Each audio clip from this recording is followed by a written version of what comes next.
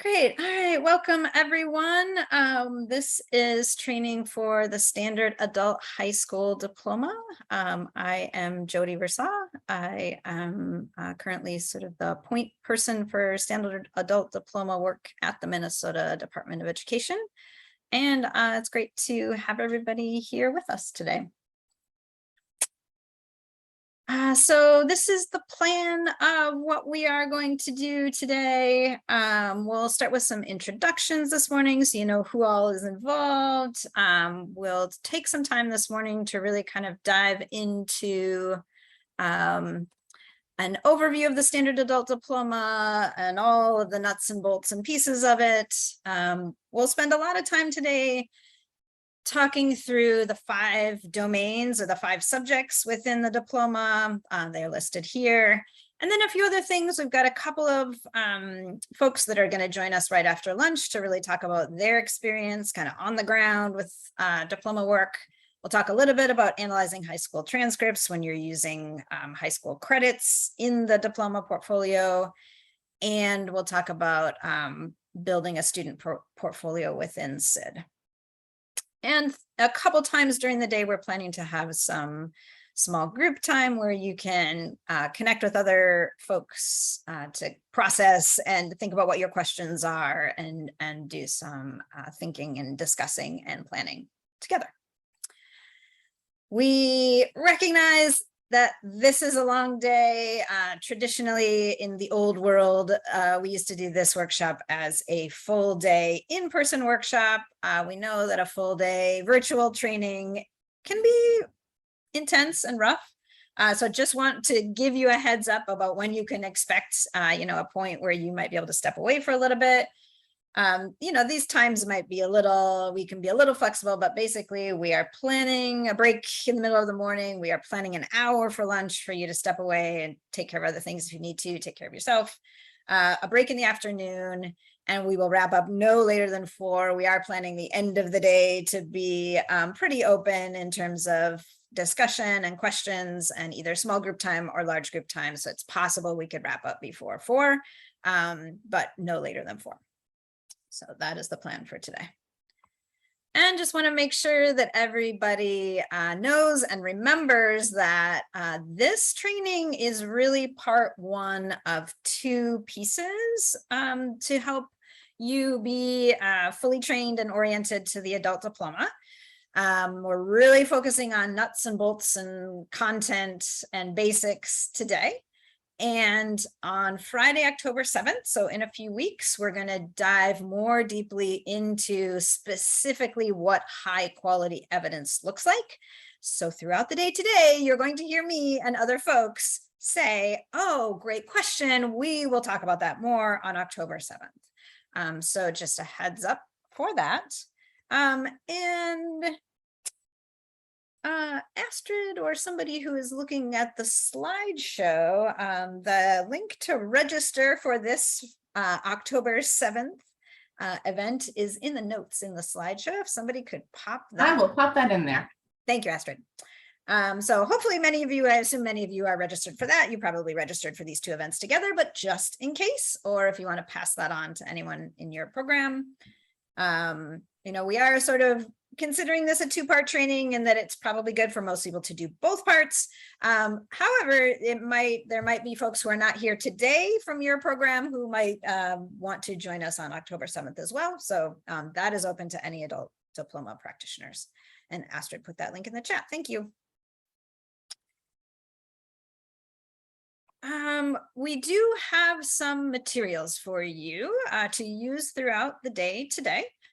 We have sort of 3 documents, 3 kind of reference documents that we'll be talking through today, and a couple other documents, and all of those things live in a Google Drive folder. So Astrid has put in the chat the link to that folder, and I'm just going to go ahead and show you that folder as well on my screen. So this is our folder of materials for today. These are the 3 reference documents that we will be looking at throughout the day. So I encourage you to go ahead and open up this folder and open up all 3 of those documents. You might want to have them up on another screen or in another tab on your browser. And then the slideshow that I'm showing today, the slides are here if you want those for reference later. And we have a question document that will kind of draw your attention to later, but basically this is a place if you've got questions that that are coming up in a point where it's not the right moment to ask them. It's kind of a parking lot for questions. We will try to get them to them throughout the day today, but we'll also consider this questions that need to be answered in the future as well. So please do take a second to click into that folder, open up these 3 documents, and just familiarize yourself with where that is at. If you have any troubles with that, let us know in the chat.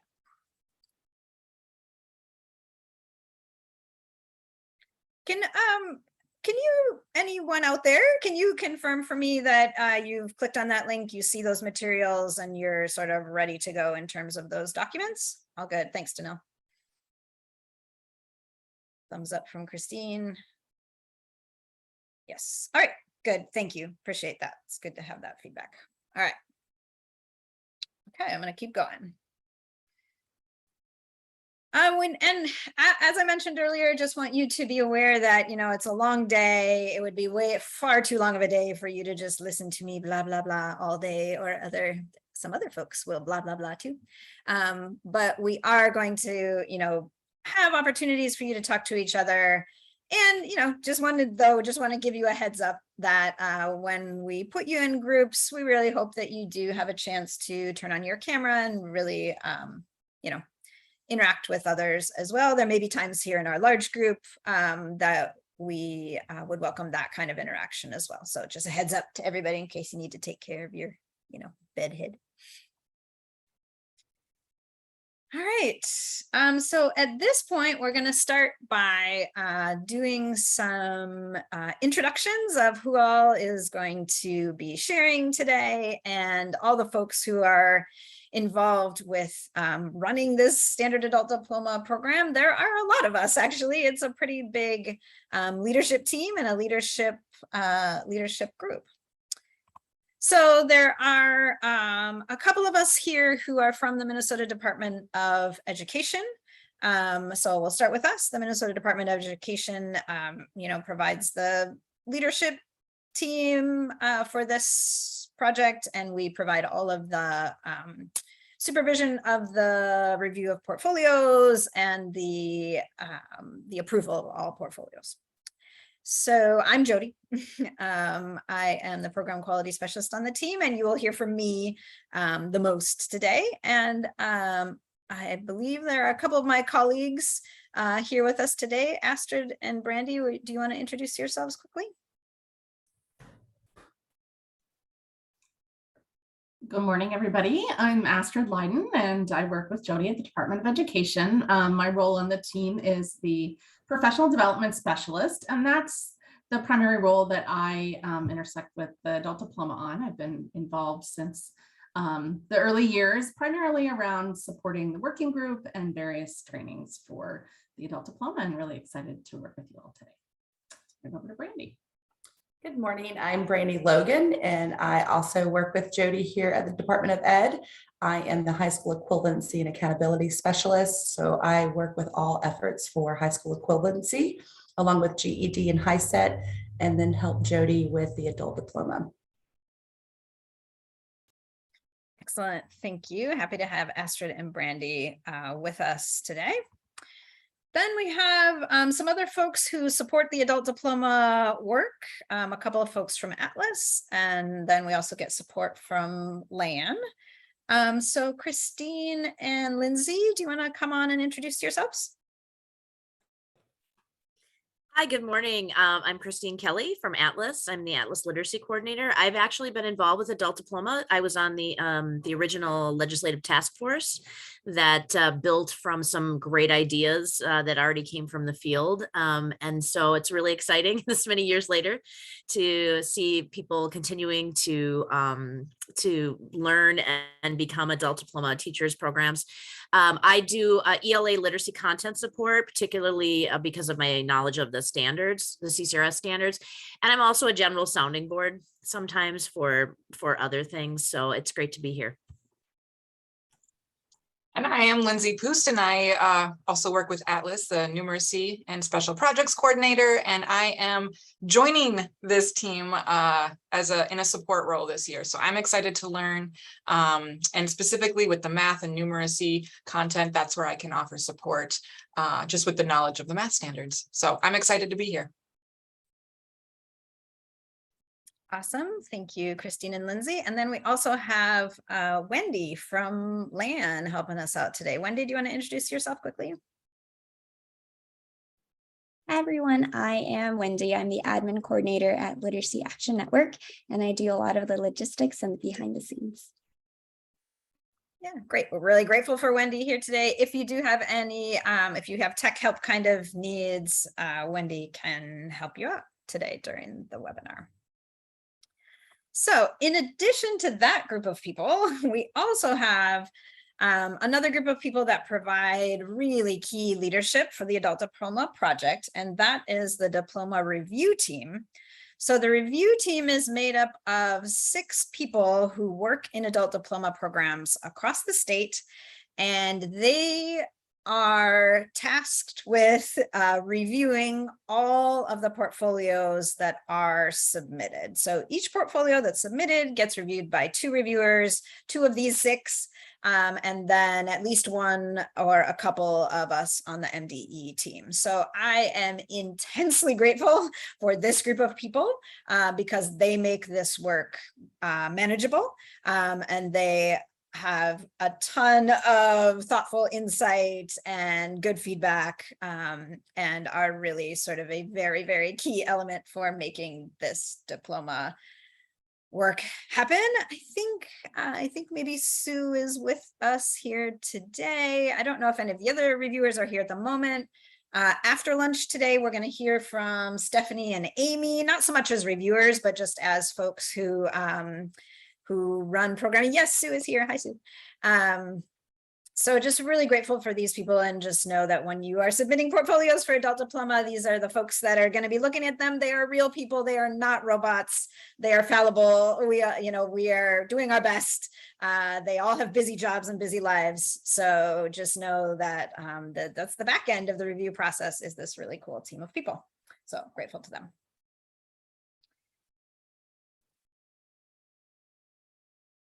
All right.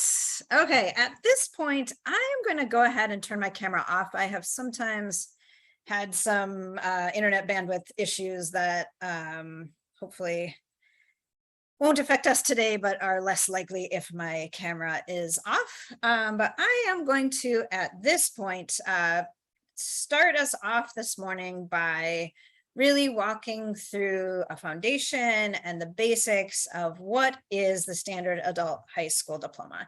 I recognize there are some of you I know on this call who know much of this, but we're gonna start from the beginning, and we're gonna lay the groundwork and the foundation just to make sure that we all know exactly what it is that we are talking about. And then over the course of the day, we will dig deeper into more specifics, but I'm gonna start from the basics. I'm gonna start with an overview.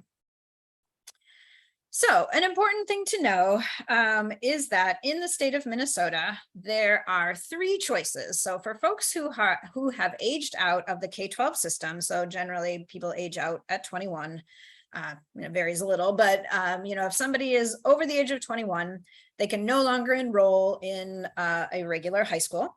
And so in the state of Minnesota, those folks, if they have not yet earned a high school credential, or if they earned a high school credential in another country and want a high school credential here in the US, they have 3 options. The first option is if their local district offers a K-12 diploma for adults. Usually, often this is called a credit completion program or a credit recovery program. And that's where the local district actually, sets up their classes.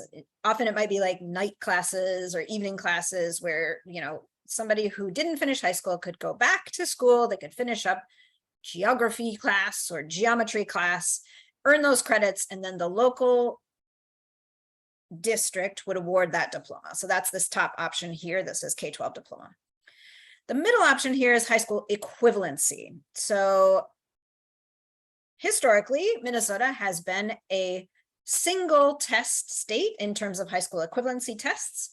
We are a GED state, so the high school equivalency is if somebody did not finish high school, they can take the GED test and earn a high school equivalency diploma. As I hope you know, we are in the process of becoming a multiple test state. So we are rolling out a new high school equivalency test, or new to the state of Minnesota, which is the HiSET. So in the upcoming year or two, folks who don't have a high school credential will have two options to choose from, either GED or HiSET, but both of those options are high school equivalency.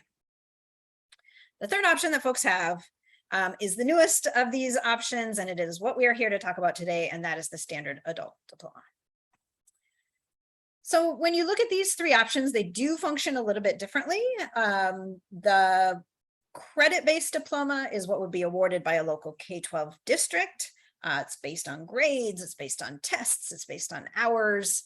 We're not talking about that today, but some of you may work in programs where your students might have access to doing that kind of a diploma, or to earning credits in that kind of a program, which is great. Many students across the state do not live in a place where they have access to that. Not every district offers that. In fact, it's becoming more and more rare for districts to offer credit completion for adults. The middle option on this chart here is the test-based option. That's currently GED offers that, and that's where we are also rolling out HiSET. So that test-based credential is just based on passing tests. And who decides what passing is? Well, for the GED, it's GED Testing Service. For the HiSET, it's, who is it for HiSET? PSI, I believe. The diploma issuer for an equivalency diploma, that test-based diploma, is the Minnesota Department of Education, but basically the diploma is issued once the authority says, yes, this student has passed. So the third option, what we're talking about today, is our competency-based diploma. This is the standard adult high school diploma. The way it's measured is that a student has to demonstrate competency. The authority for deciding whether or not the student has demonstrated competency sufficiently is the Minnesota Department of Education. That is the review process. So the review team is making recommendations to the Minnesota Department of Education, and ultimately the diploma is issued by MDE, the Department of Education. That diploma will say clearly Minnesota Department of Education on it when a student earns it. In some cases, the reason it says "and district" with a question mark here in the corner, in some cases, and we encourage this if possible, there have been agreements with the local district and the adult education program that if you have a student who earns a standard adult high school diploma awarded by the Minnesota Department of Education, that your local district will then also award that student a K-12 diploma from that district. In many cases, that will be preferable to the student because they sort of prefer to have a diploma that would be issued by their kind of home high school or home district. Certainly not a requirement, but it can be a benefit. If you're interested in negotiating that, you would have to work with your local district to see if they are willing to do that. So in terms of this competency-based diploma, the standard adult high school diploma, the reason it exists is because there were a group of folks in adult education who advocated for it. There were a group of folks who said, hey, we really want another option to offer our adult students in order to earn this high school credential.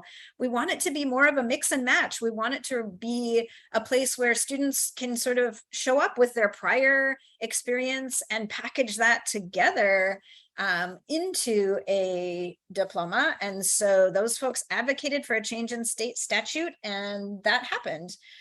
If you are really into reading state statute, here's the reference of where to find it. It's 124D.52, which is the overarching statute that defines adult education for the state of Minnesota.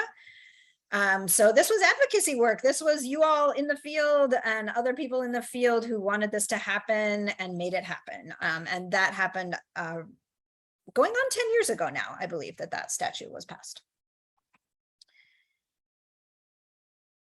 So kind of to summarize what I've been saying so far is the Minnesota Standard Adult High School Diploma is a competency-based diploma. The competencies are mostly academic, but also in career and digital literacy and employability skills. What's unique about this secondary credential option is that it's a mix and match kind of an approach. It's a combination kind of an approach. So a student can combine their experience, their past experience, credits they've earned, tests they've taken, and work they do in your program to complete a portfolio and then earn a diploma. As I mentioned, that diploma is issued by MDE, but districts can also issue a diploma if you've got that kind of an agreement worked out. And another unique thing about this diploma is it is embedded into our adult education system. So while, anybody out there in the public could decide to just take the GED tests and earn a GED diploma, in order to earn the standard adult high school diploma, a person has to register, enroll, and get advising and counseling and support, and probably also some instruction from an adult education program. And all of you who have been, your programs have been approved to offer the standard adult high school diploma. That is because you are already approved adult education programs in the state of Minnesota, receiving state and federal adult education funds generally. So this program, this diploma is really embedded within our adult ed system. So at this point, I'm going to draw your attention to one of the documents that is in that participant folder. And that is this document called the Minnesota Standard. Nope, hang on. Sorry, let me look. What exactly is the title of this document? Clicking in there. Okay, this document is Minnesota Standard Adult High School Diploma Overview. So this document really kind of outlines all of the things I've been talking about so far. This is a high-level overview of this standard adult diploma, of what it is and what it does and how you earn it. This document is a pretty basic reference document. This might be useful to you for orienting new staff.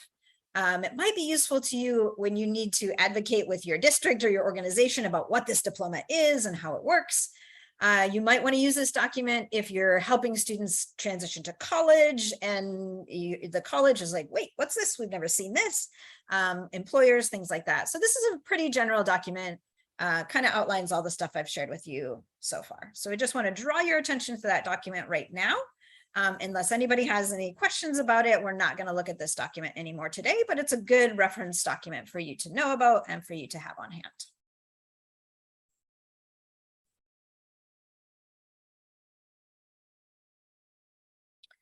All right. So with that as an overview and a foundation, a little bit of history and a starting point, I'm gonna move on to talk a bit about kind of the nuts and bolts and pieces and structure of the standard adult high school diploma. So to start off with, some words that you are going to hear throughout the day a lot today is domain. So the domain refers to subjects. So the 5 core subjects that make up the standard adult diploma are the domains. So ELA, math, social studies, science, and employability. Those are the domains. Within the domains, there are areas. So areas are smaller sections that make up each domain. There are 4 of them. Within the areas, there are competencies. So competencies refer to skills within each of the areas. And those are what diploma students are working towards. Those are what they have to demonstrate, show mastery of through a number of different options. So each area has a different number of competencies. It varies per area. So to break that down, the 5 domains of the Standard Adult Diploma are the 5 subject areas. As I mentioned, they are English Language Arts, mathematics, science, social studies, and employability, career awareness, and digital literacy. You'll notice that the first 4 on this list, those are standard high school content. Any teenager out there in the state of Minnesota who is currently enrolled in high school is also, working towards ELA, math, science, and social studies in order to graduate. That 5th domain is the one that is unique and specific to this adult diploma. And that is sort of in response to the idea that our adult learners have specific needs that are different than 14-year-olds who are studying in high school, right? So that 5th domain is specific to this diploma. The first 4 domains are, shared between a traditional K-12 high school diploma and this adult diploma. Within each of the domains, there are 4 areas. So for example, in ELA, that breaks down into 4 more specific areas: reading, writing, language, and speaking and listening. That is an example. Each of the 5 domains have 4 areas, and we're going to spend lots of time throughout the day today kind of walking through them all one at a time, domain by domain and area by area. But to keep going with our high-level overview here, 5 domains with 4 areas each equals 20 areas. So sort of nuts and bolts baseline of what this adult diploma is. In order to earn it, a student has to submit a portfolio with evidence of completion of competencies in all 20 of these required areas.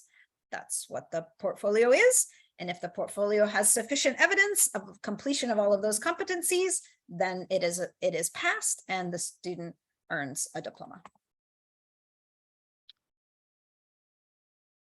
So where do the competencies come from is a good question you might be asking yourself at this point. So these competencies within each of the areas and the domains are based on and aligned to a set of content standards. So back when, as we said, there was a group of folks that were convened to think about how to make this project happen and to advocate for the statute language that would authorize it. Then the statute was passed, and then there was an initial group of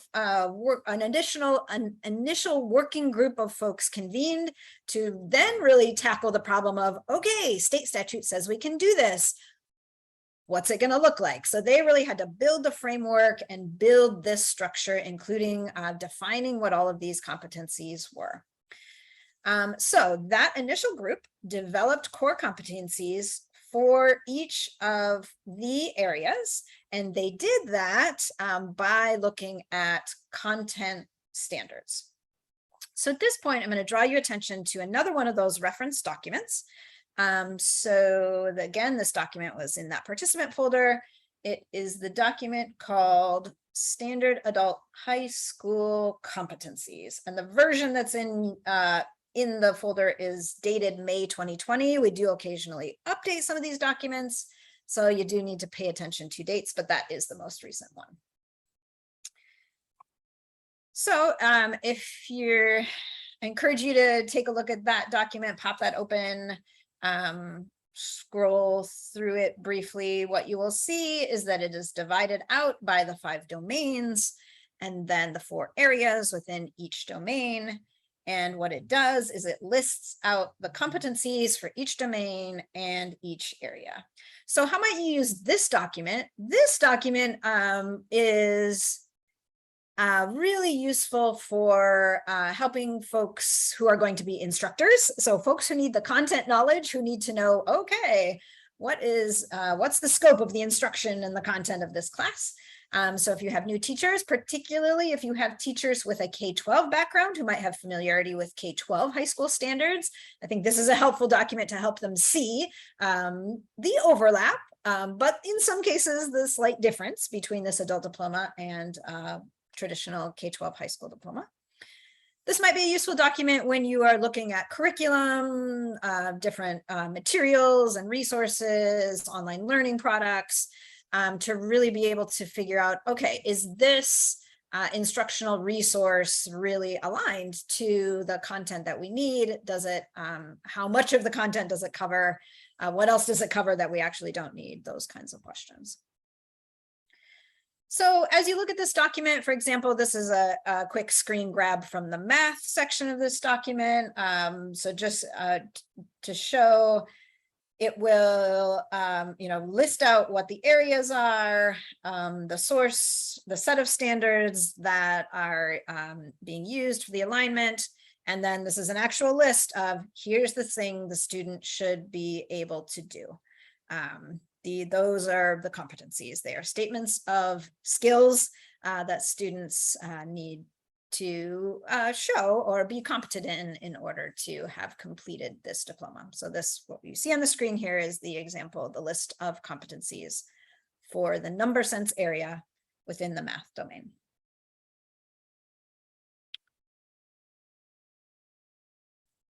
So those competencies, there are separate lists of competencies for each area within each domain.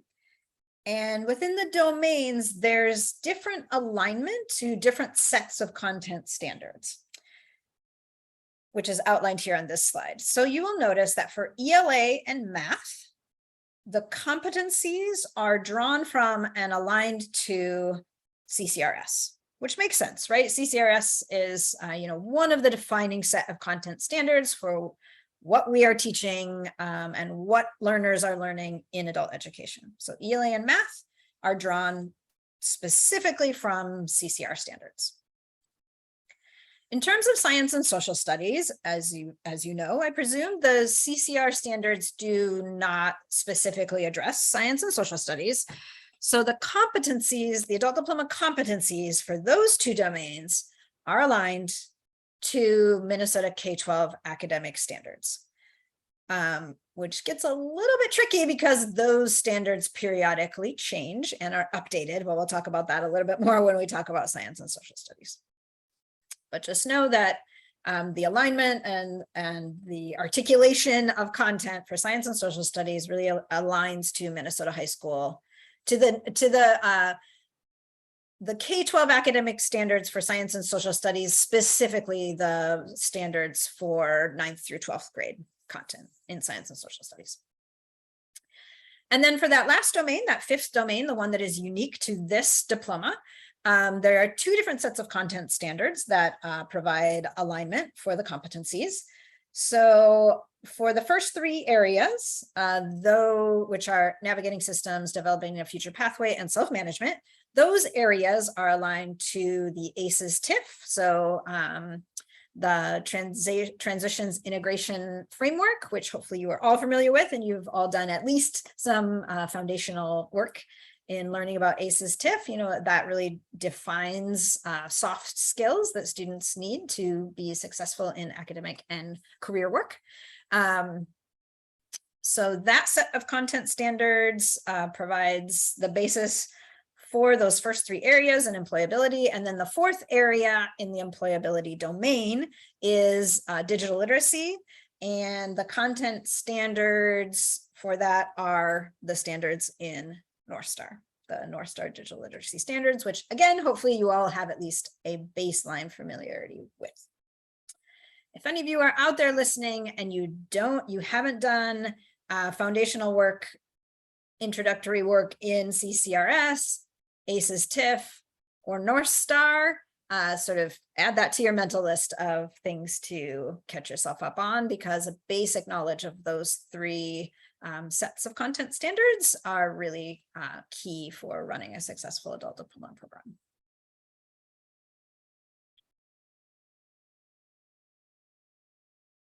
Okay, I'm going to keep going.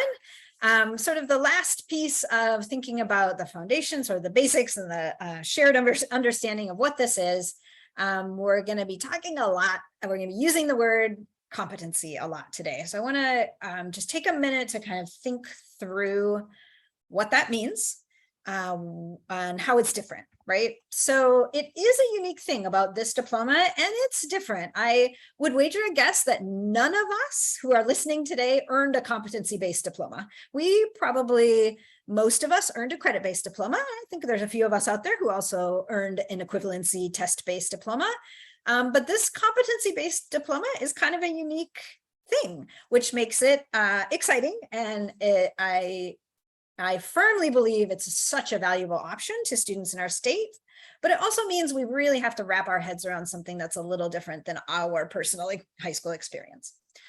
So the standard adult diploma is a competency-based diploma. I think, practically speaking, the most important implication of that is that a student has to create and submit a portfolio. And that portfolio has to demonstrate completion of all of the competencies. And because the student is doing that work, the student is, putting together all of their past experiences, all of their current experiences in your program, in your building, with your instructors and your advisor. But your district or your program is not the one awarding the diploma. What has to happen before that diploma can be awarded is that it has to be verified on our end. Because the Minnesota Department of Education is awarding the diploma, that's why we have such a rigorous review process. That's why all portfolios go through this review to verify competency. That's why we have a team of 6 folks to do the initial review and make recommendations, and why our team always has eyes on all of these portfolios before they are approved. So they just want to recognize that that is quite different. That is very different from a credit-based diploma where, you sit in a chair, you pass a test, you put in your time, and the high school, gives you a diploma when you are done. It's also very different than a test-based diploma where you show up at your GED testing center, you pass 4 tests, and then your diploma comes in the mail to you. So the standard adult diploma is fundamentally different than both of those 2 kinds of diplomas. So just a little bit more thinking through kind of what that means, what that looks like. We're going to spend some time really thinking about and talking about competency completion and what the options are. It is a little bit of a puzzle. The portfolio is a little bit of a puzzle, that there are different pieces that can fit together in different ways, that can look different ways for different students. There's these different options for showing competency completion: high school credits, assessments, adult ed instruction, and other experiences. All areas have multiple completion options. There are always multiple options for students to show completion, but also not all of the options apply to each of the areas. And one of the big things we're going to be doing today is really walking through what are the different options for all of the different areas. So at this point, I invite you to pop open the 3rd document from our folder, the document that is titled the Competency Completion Options. It is dated July 2020. That is the most recent version. If you find one with an older date out there, don't use it. It hasn't changed a ton, but we do periodically update it a little bit. So we're going to spend the rest of the day, we're going to refer to this document quite a bit the rest of the day. So just as a starting point, when you're thinking about competency and how your students can show competency, you want to, when they show up to your program, you want to be thinking about what is their prior experience? What do they already have?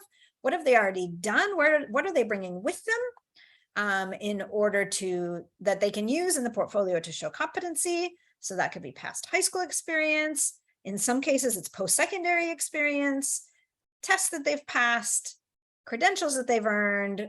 Becoming a U.S. citizen is, in one case, a completion option. So you always want to be thinking about what prior experience do students have. And then as they enroll in your program, you're going to be thinking about what else do they need in order to complete all of the competencies. So while they are enrolled in your program, they're probably going to be doing instruction. They might still be working towards a standardized assessment. You could certainly have students work towards taking one or more or all of the GED tests, or soon the HiSET tests that they can use in their portfolio. You might be helping them work towards an industry recognized credential. If you have a credit completion diploma program in your community, you might have a student who is earning some credits in that program that they could use in the portfolio. So with students, you're thinking about what do they bring with them? What do they already have? And then what can they do in your program to complete the rest of the diploma? So when you're looking at this completion options document, like I say, this is quite a long document. There's a lot here. We're going to look at it a bunch of times throughout the day today. Really what this document does is it really gives you the nuts and bolts of here are all the ways that students can show completion in each area. This really is day-to-day the most important document for you to use, especially if you are playing an advising role, but also if you're an instructor, also if you're a manager.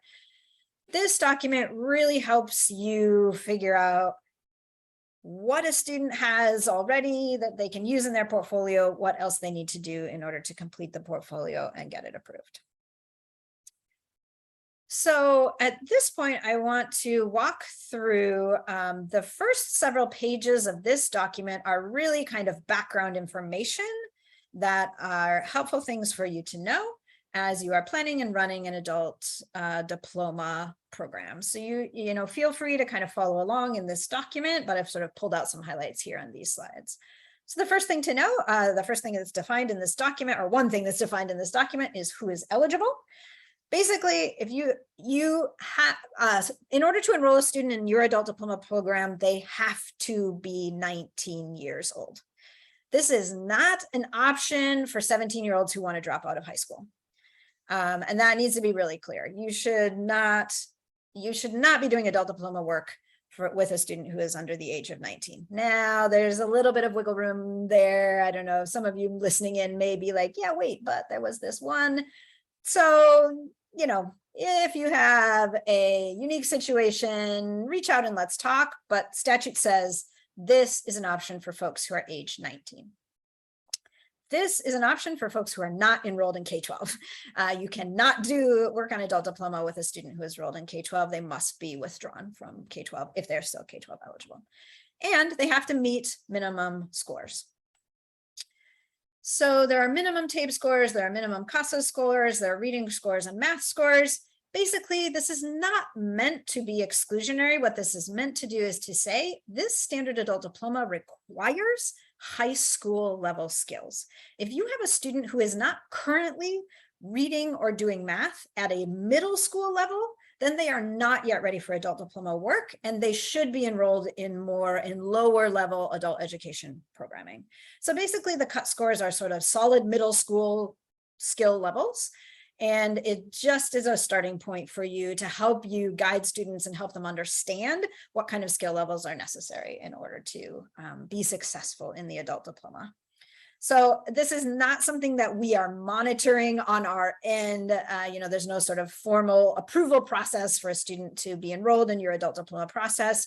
You are in charge of enrolling students and making those decisions.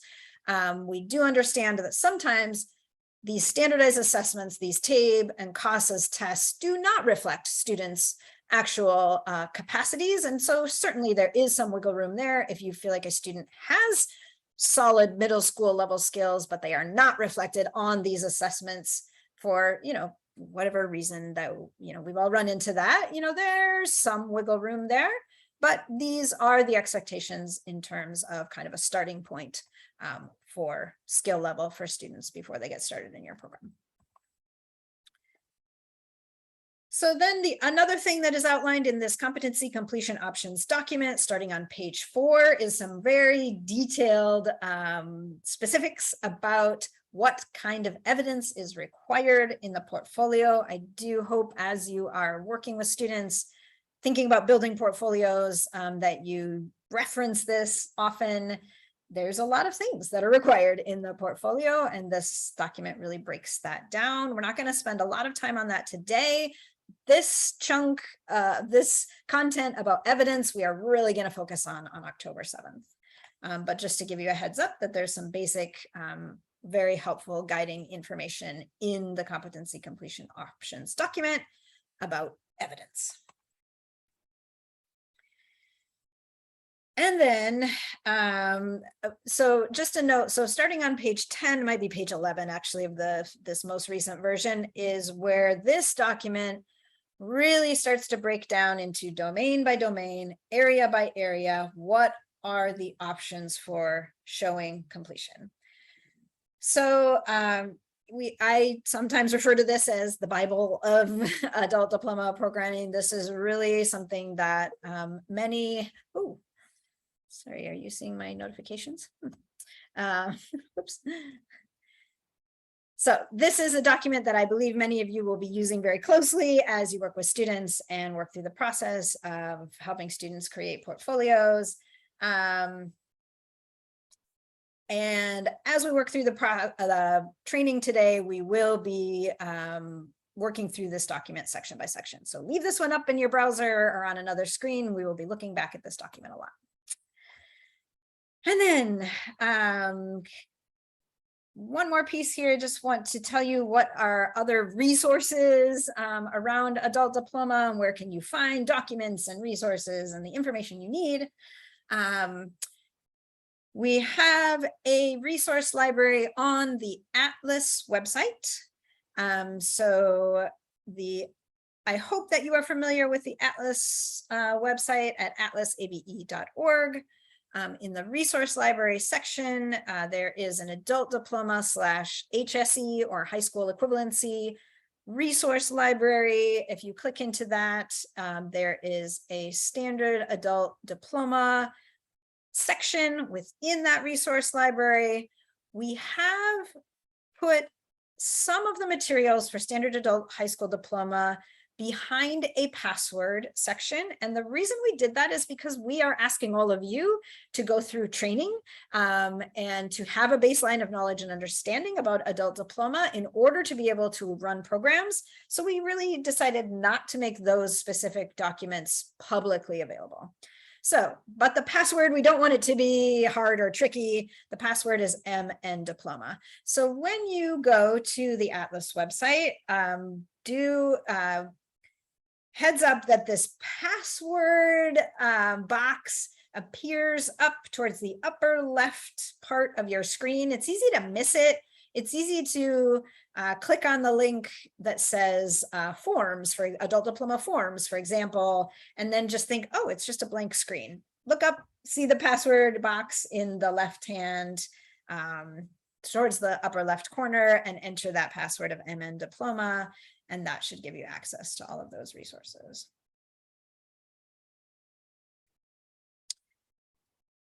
Another important tool that we have for sharing information, for asking questions, for networking is that we do have a group set up on Mighty Networks. So I hope that you are familiar with Mighty Networks. I hope that you are using Mighty Networks. It is a tool that we have implemented across our statewide adult education system to help folks across the state meet each other, share knowledge, put their heads together, be an active community of practice that is working together. So we do have a standard adult diploma group. If you are not already in that group, I do encourage you to go ahead and join. Astrid has put in the chat a link to an article of how to get started with Mighty Networks if you're not on there yet. So please, I do encourage you to join our Mighty Networks group and to use that as a place to ask questions and get questions answered. Just a note that there has been a little bit of an issue about whether or not folks are receiving notifications from Mighty Networks. There was an email that came out about that from our office just within the last couple of days. You might want to kind of pay attention to that notifications issue. Make sure you've got notifications set how you want them. Make sure you're getting notifications and follow up according to that email if you're not. But that is a place for our for adult diploma practitioners to convene and talk to each other. And then, oh, this is mysterious. I have animation on a few of these slides, but not very many. Also just want you to know and remember that the Adult Diploma Working Group is a convening of all folks across the state doing adult diploma. There's support, there's updates, there's information sharing, there's training at those quarterly meetings. We used to always do them in person. Since pandemic, we have been doing them online. all of you on this call are welcome at those meetings. They are open to anyone who has any role in adult diploma programming, whether you're a manager, a teacher, support staff, advisor. Everybody is welcome. We do ask that at least one staff member per program attends those quarterly meetings. We do use them as an important way to share information, give updates, make sure everybody is up to speed. So hopefully, probably, possibly, you already have these on your calendar. These are upcoming quarterly working group meetings for the rest of this school year. We are planning an October meeting and a January meeting via webinar, and then we are hopeful to go back to an in-person meeting for the first time in what will be 3 years at that point, in April of 2023. So, you know, TBD, we never promise anything these days because we've learned that lesson, but we're hopeful for that. So make sure those are on your calendar. And while you have your calendar open, just taking another quick opportunity to remind you that the next part of this training is taking place on Friday, October 7th. So make sure you have that on your calendar as well. Okay, I'm going to take a second to breathe here. I'm going to pause and inquire whether you all have any questions so far. If there are things that are coming up that are pretty straightforward and simple, feel free to put them in the chat. If you have maybe bigger picture things, you could add them to our questions document. Astrid has put the link in the chat. Yes, I can go back to the date. Those are these the dates you're looking forward to now? The adult diploma working group dates are October 17th, January 23rd, and April 17th. Yep, you're welcome. And then, yep, Friday, October 7th is the next part 2 of this training. So Astrid put the link to the questions document in the chat. You can also find it in your participant folder. I invite you at this point to move your body a little bit, you know, move your shoulders and stand up or sit down, or, you know, just shift your position a little bit at this point.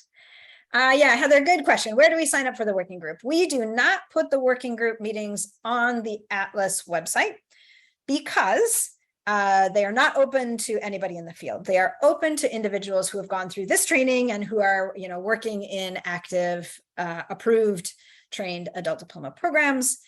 It's a little bit of an unfortunate truth. So the links to register for the working group go out via email to the working group email list. I also need, this is a good reminder, I need to get those links up somewhere in our resource library on the Atlas website. And I will work on doing that. And perhaps by the end of the day today, we can share all of those registration links with you. Wendy, maybe you and I can put our heads together about that. But yeah, good question.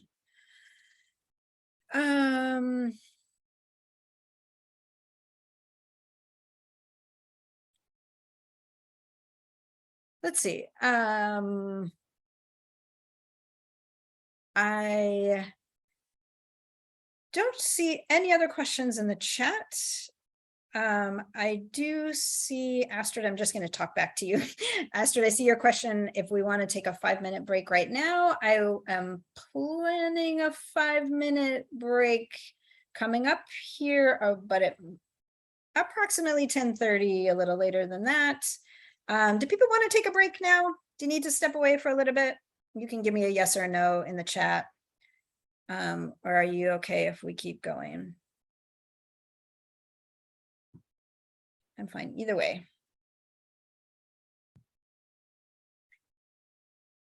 All right, thanks, Megan. Doing okay either way. Wait till 10:30. Keep going. Okay. Great.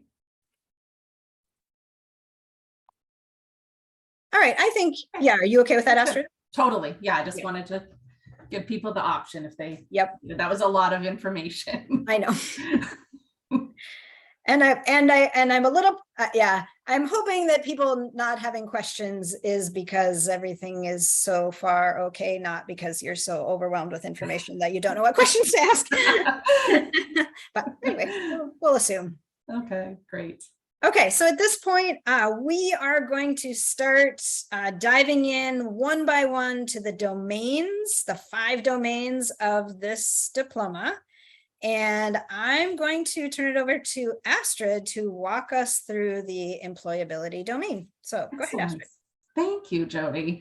Yeah, so as Jody mentioned earlier, this is the domain that is really unique to the standard adult diploma and is not necessarily addressed via other options for earning a high school diploma.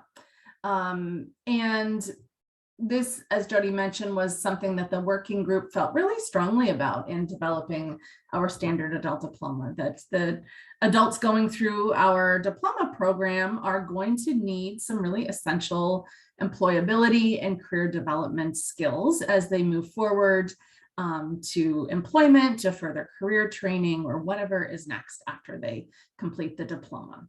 And the sources for the standards that guide this area are 2 of our sets of content standards, the ACES Transitions Integration Framework and the North Star Digital Literacy Standard. So hopefully these are already somewhat familiar to you, as they should be standards that you're incorporating into all of your instruction. But this is unique because through this diploma process, students have the opportunity to demonstrate competency in these areas. So the 4 areas that are covered in this domain are self-management, developing a future pathway, navigating systems. Those 3 are drawn from the ACES Transitions framework. And then the last area is digital literacy, and that is drawn from the North Star Digital Literacy Standards. So let's dig in and take a look at those areas and what specific skills are addressed. So the first area is self-management, and it addresses 3 key skills that are outlined in the Transitions Integration Framework. Setting realistic goals and working towards achieving them, managing information and materials to support one's own learning and goals, and managing time effectively to complete tasks. So this area really has to do with managing all of the pieces in our adult lives towards moving forward with our goals. And this standard is unique because it can be demonstrated and documented through the process of going through the standard adult diploma process. So you will not need any additional portfolio evidence. Going through and documenting all of the competencies and making it through the diploma process is the evidence that is needed that someone possesses these self-management skills.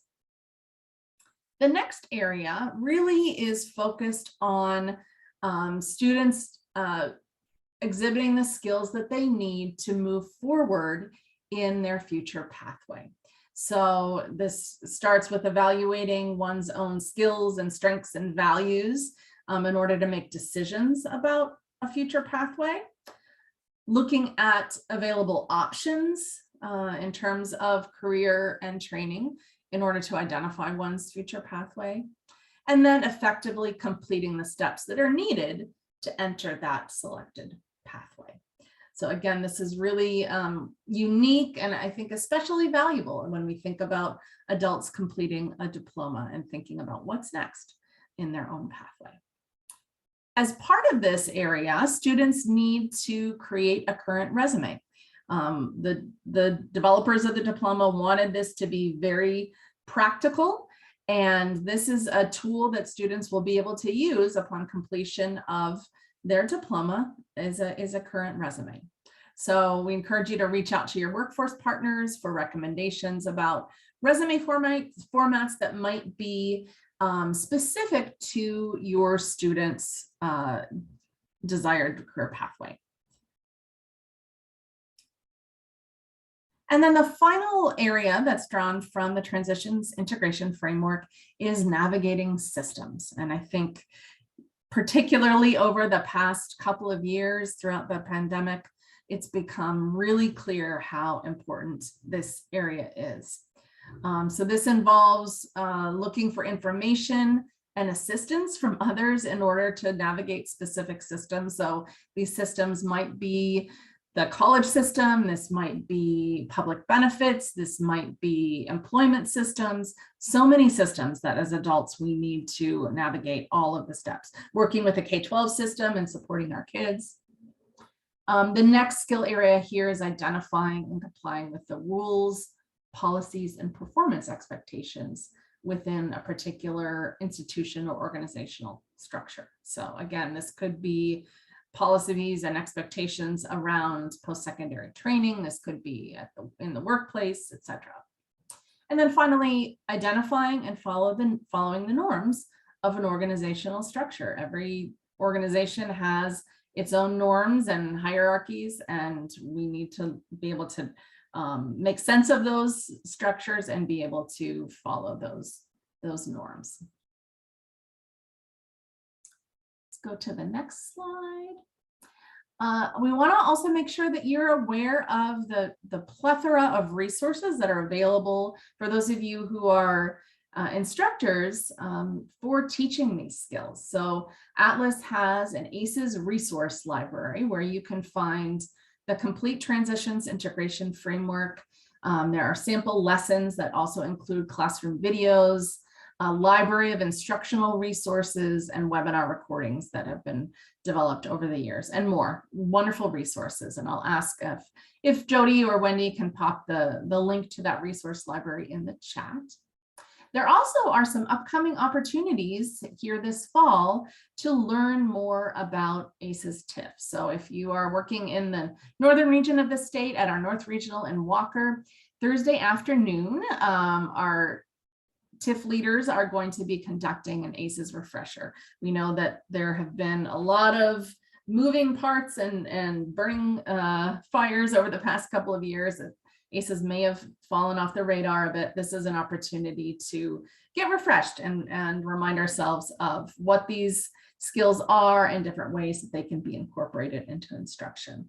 And then at the two fall regionals, the South Regional in Mankato on the 30th of September, and the North Regional, again, in Walker, October 13th and 14th, there will be a concurrent session focused on lesson planning with the TIF. The Transitions Integration Framework is getting a facelift. It's been a number of years here since it was first developed, almost 10 years now, and things have changed. We're now teaching in a variety of modalities. There are new resources available. So the ACES team is in the process of revamping the toolkit around the TIF and have unveiled a new lesson planning template. So you can go to that session to learn more about that lesson planning template and how you can use it. So then let's go to the next slide. The final area is digital literacy. And again, these skills areas this area is drawn from the North Star Digital Literacy Standards.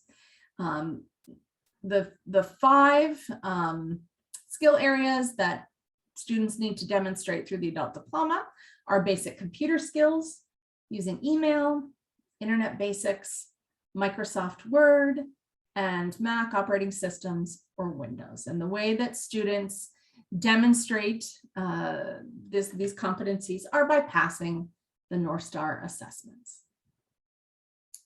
And when they complete an assessment, they are given a certificate of completion, and this can be used as evidence. So let's do a little comprehension check here. If you take a look at the certificate, has Maria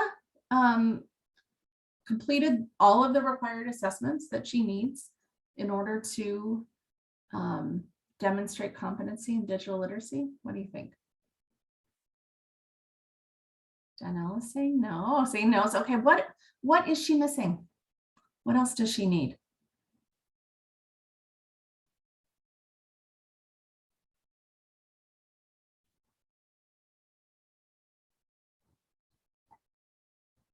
Anyone? What else does Maria need?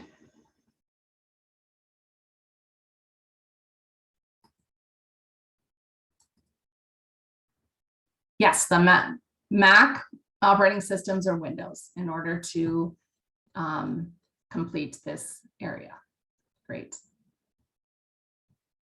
So let's go to the next slide. So in addition to those specific assessments that are required for the adult diploma, there are other North Star assessments available and other sets of standards. So depending on your diploma students' future goals and what types of digital literacy skills they will need, there are a variety of other North Star standards and assessments that can be included as part of their adult diploma work.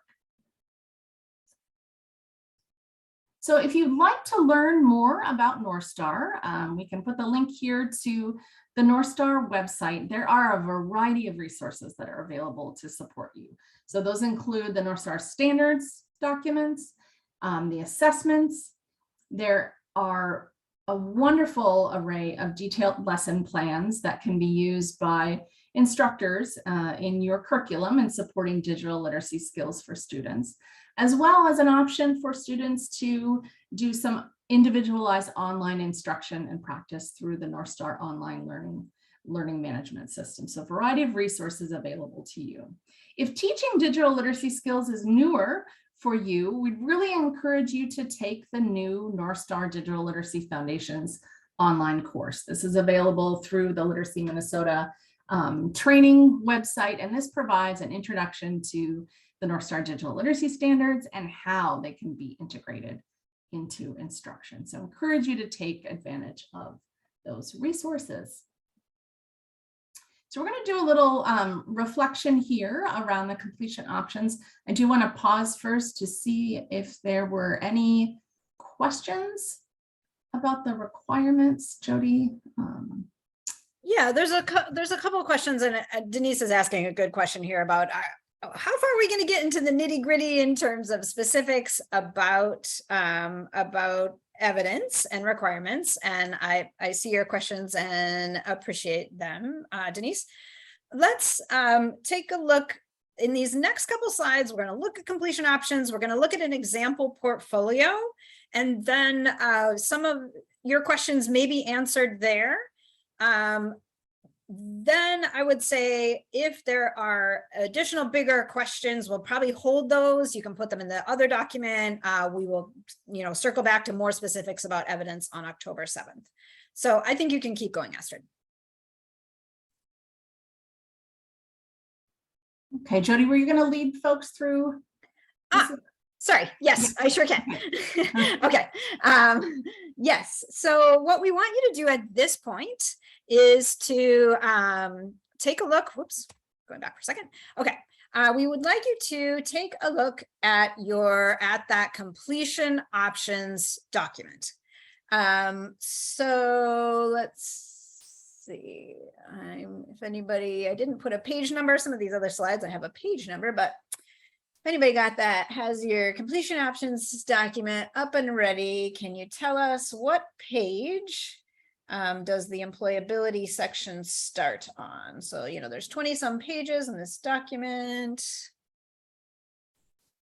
if I can get there before anybody tells me.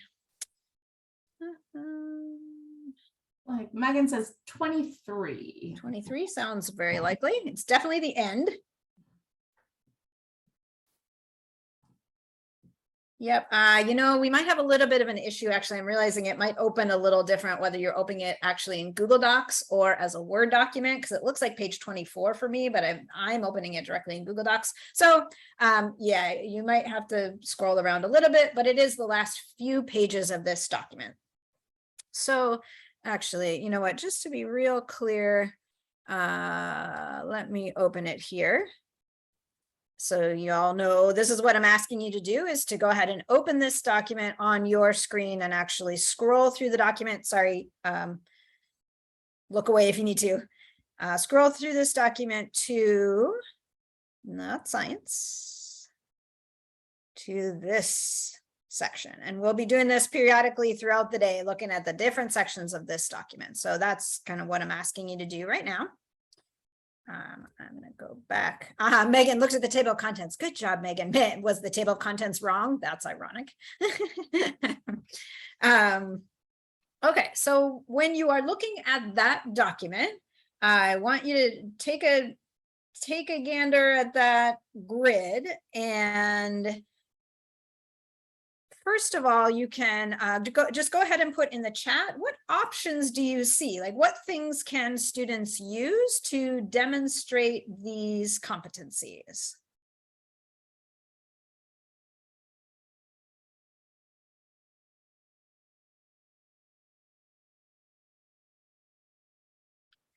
So what are some of the options that you see here in terms of, for this employability area?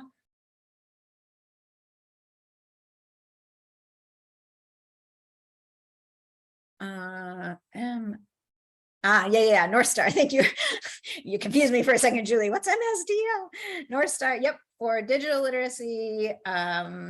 For that fourth area, North Star is basically what we see in theory. We also have ABE instruction as an option to show digital literacy competency, but in practice, we've never seen a portfolio with anything except those North Star certifications. So for digital literacy, it's straightforward. Have them pass the North Star test. Yeah, some of you are recognizing in some cases, an employer can verify. So we do see that for navigating systems, and that I really enjoy evidence like that when I see that. So for navigating systems, you can have an employer write a letter, or you can give the navigating systems skills list to the employer and have them sort of comment about how their employee meets and shows those things. So that's really excellent. Also an industry recognized credential. Yeah, if somebody has earned an industry recognized credential, clearly they have navigated that system. So you can put that credential in their portfolio. The US citizenship test can also be used as evidence of navigating systems. We all know that is quite a system to be navigated to obtain US citizenship. So, yep, potentially a project. Yeah, so there are, for this domain, there are a number of different completion options that include things that students might have done before they arrived in your program and things that they can do while they're in your program. To answer your question earlier, Denise, about employment, having a job or getting a job is not necessarily sufficient evidence. Like, you can't just write in the portfolio, this student has a job. That's not sufficient. However, often if a student does have a job and if their employer is willing and able to provide some evidence verifying, especially for navigating systems, that the student has those skills, that would definitely be really strong evidence. So it's not just having the job itself, but getting the employer involved in providing and creating some of the evidence is great. So just a couple other questions here for you as you're looking at this and thinking about this, thinking about these completion options. If you think about your program and your students' experience and students you've worked with, what options do you often see for students? What things have students come to your program with already having sort of in hand before they started? And which, yeah, so I'm kind of asking you questions 2 and 3 on this slide. What do you think is the most frequent? What's the most common? What have you been seeing?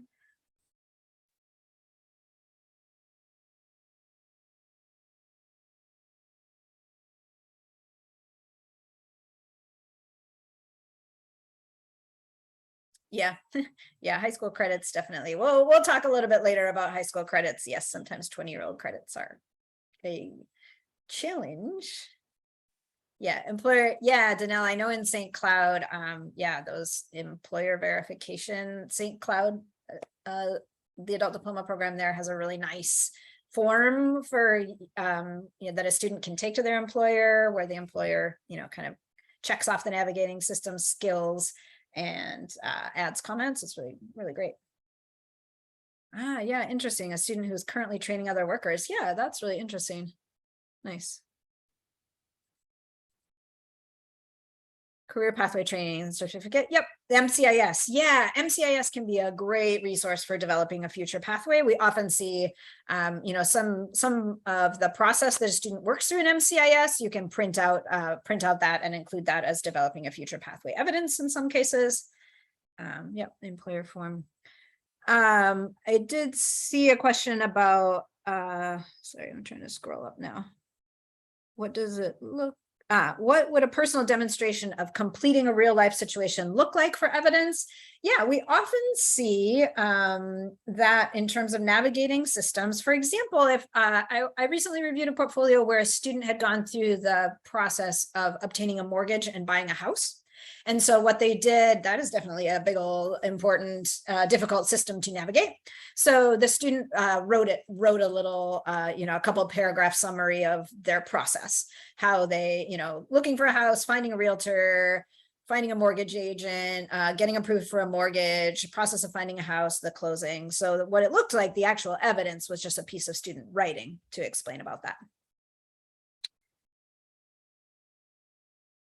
So yeah, I see some of you talking about an employer form we do not have one that's sort of required or an official one. The one that I'm thinking about, I know I've seen that St. Cloud uses one. That would be a definitely great thing to share on Mighty Networks. And I can't remember, but I might have an example to show you right now.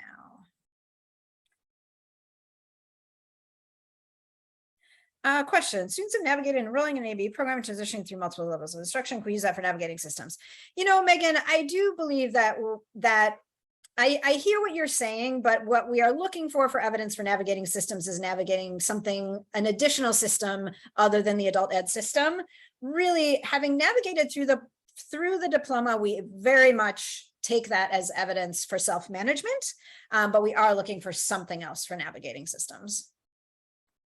Danelle, if you want to share that form, that'd be awesome. So at this point, what I'm going to do is actually show you an example of a portfolio. So I have, and this is actually one from St. Cloud, so I'm not sure, maybe it does have that employer checklist. I have this example portfolio that we're going to take a look at throughout the day today. I want to be really cautious and really careful for you to know that this is an example. What I am showing you here is really just to sort of give you a baseline in case some of you have never seen a portfolio before of what one could look like. There are many, many options. It does not have to look exactly like this, but I'm going to show you today an example of a portfolio that successfully passed. So I'll start by showing you the transcript. Can you just confirm that you are seeing on my screen this official transcript? Yes, we are. Awesome, thank you.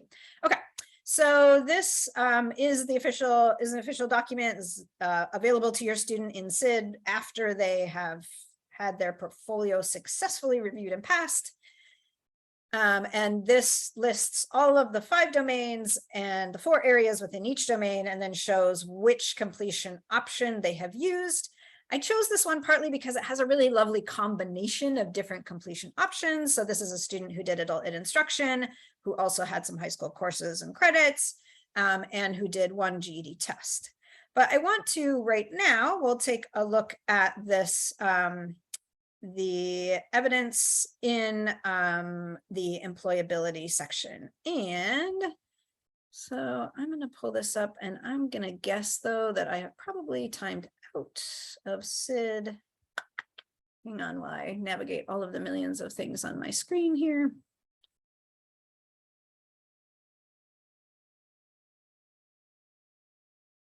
Log myself back into SID really quick.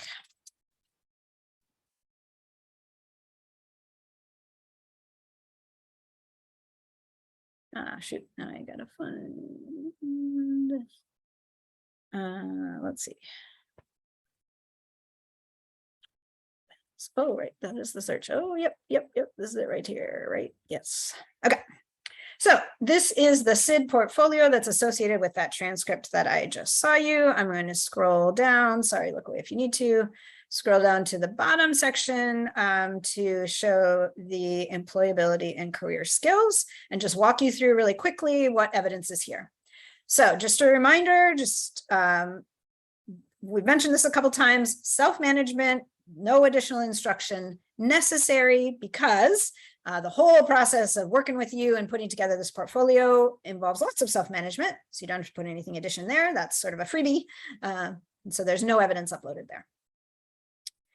For developing a future pathway, there is a little note here from the program about what is submitted, and then there is a resume. So remember, as Astrid mentioned, it is a requirement.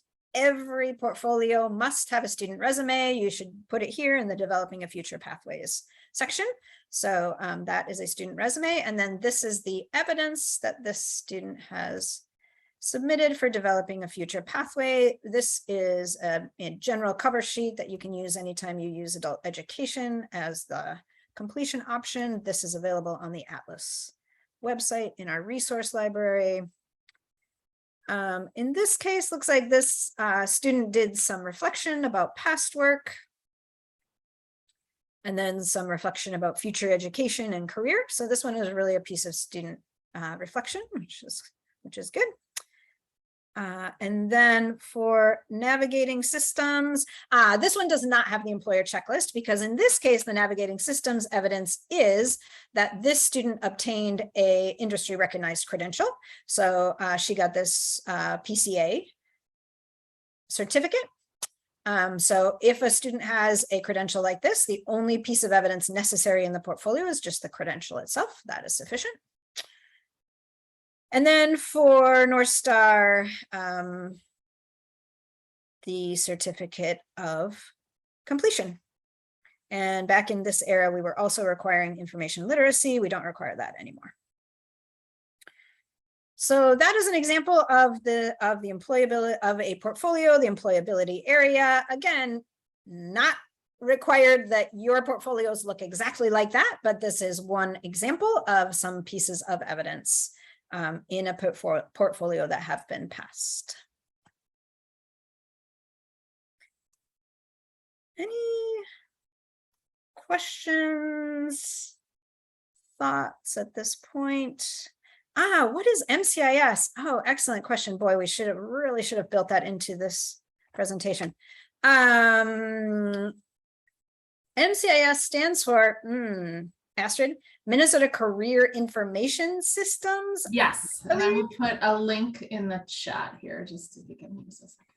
Yeah, so it is a career exploration tool. It's not specific to adult ed, but the MCIS folks have worked on making, actually, I believe there is an adult ed specific kind of version of MCIS. And they are very aware of adult ed students as sort of a potential audience. I think originally it was kind of built with high school students in mind. But yeah, it's a tool to explore careers, there are different tools where students can think about what are their aptitudes, what are their skills, what are their interests, how much money do they need to earn, what kind of training is required. So yeah, definitely a great tool to use and a great resource for the developing a future pathway content of the diploma and for use with your adult ed students in general. Good question.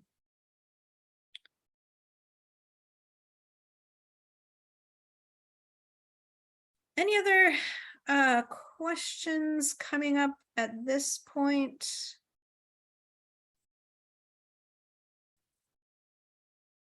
This is kind of what we'll do throughout the rest of the day here, is sort of domain by domain, walk through what the content is, and then look at an example of a portfolio. I know there's a lot of questions about, will this evidence pass? And we'll try to, answer those questions as much as we can, but we might kind of, leave some of those for October 7th as well. Okay, so it is 10:30. We're a little behind in terms of where we wanted to be in terms of presentation, but I think that's fine. I think we'll catch up. I'm wondering, Wendy, do you want to pause recording? Awesome. All right. Thanks, everyone. Welcome back. Hope you moved around and got a little more coffee. So we're going to keep going. Again, we are walking through domain by domain, the basics of the standard adult high school diploma. So the next domain that we are going to talk about is math. And I'm going to hand it over to Lindsay to do that. So go ahead, Lindsay. Thank you. Yeah, it's fun. Just a side note, seeing people's names. I recognize some of your names from the foundations work that you've done in CCRS. And so I've been loving reading your posts and things, and I can tell that there's a lot of math experts here and people very passionate about it. So I get super excited about math, so that always makes me happy. So mathematics, where these competencies were derived from is the CCRS. And so CCRS is based on K-12 standards. And so that is what has guided this portion, this domain.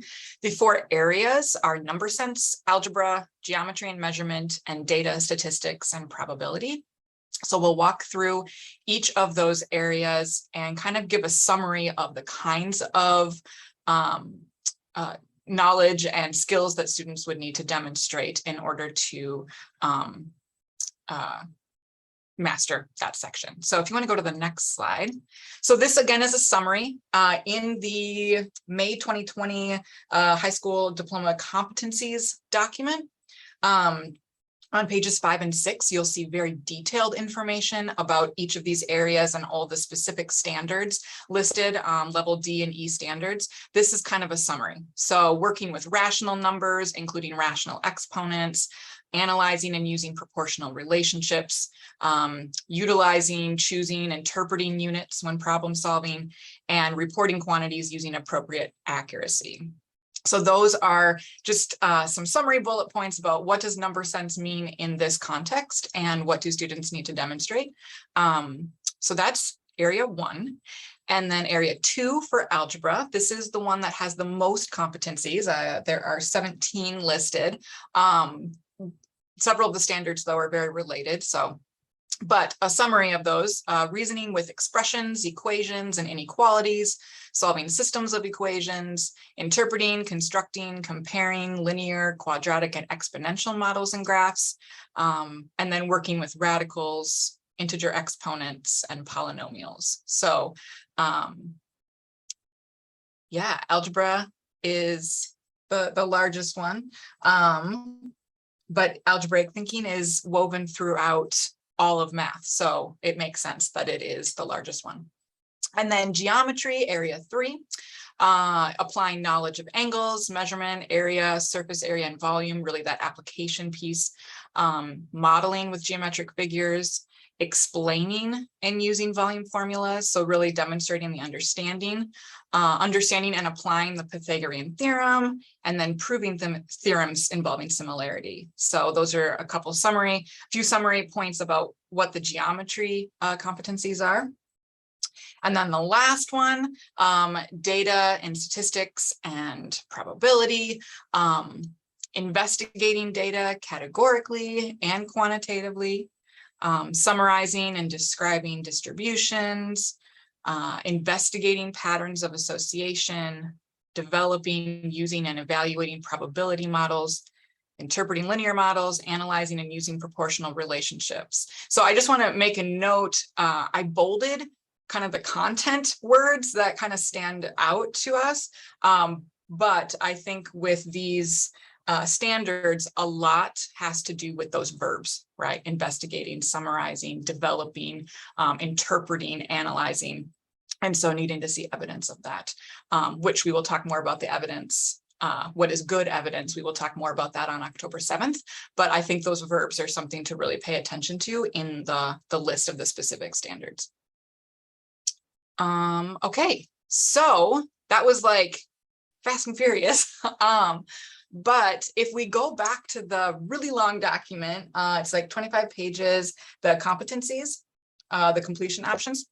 If you go to page 17, there are that's where the math section starts with the different ways that students could demonstrate completion here. So looking at that, again in the chat, if you could chat in what you're seeing, like what options do students have to demonstrate these competencies for math. So I'll give you a moment to look at that and then add some ideas in the chat about what you're seeing as far as demonstrating competency for math. High school credits, the math GED.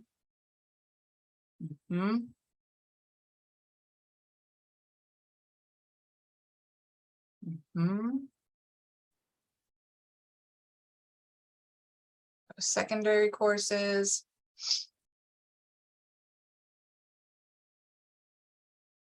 AccuPlacer. Yeah, there's a few different options as far as testing, right? Yeah, ACT.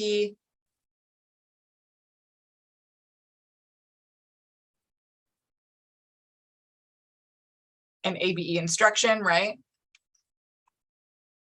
Awesome. Yes, international secondary course credits as well. So there are lots of different ways that students can demonstrate and achieve completion for math. What would you say are options that students have already maybe completed before they come to your program, or what do you think students would most frequently use? You can throw that in the chat as well.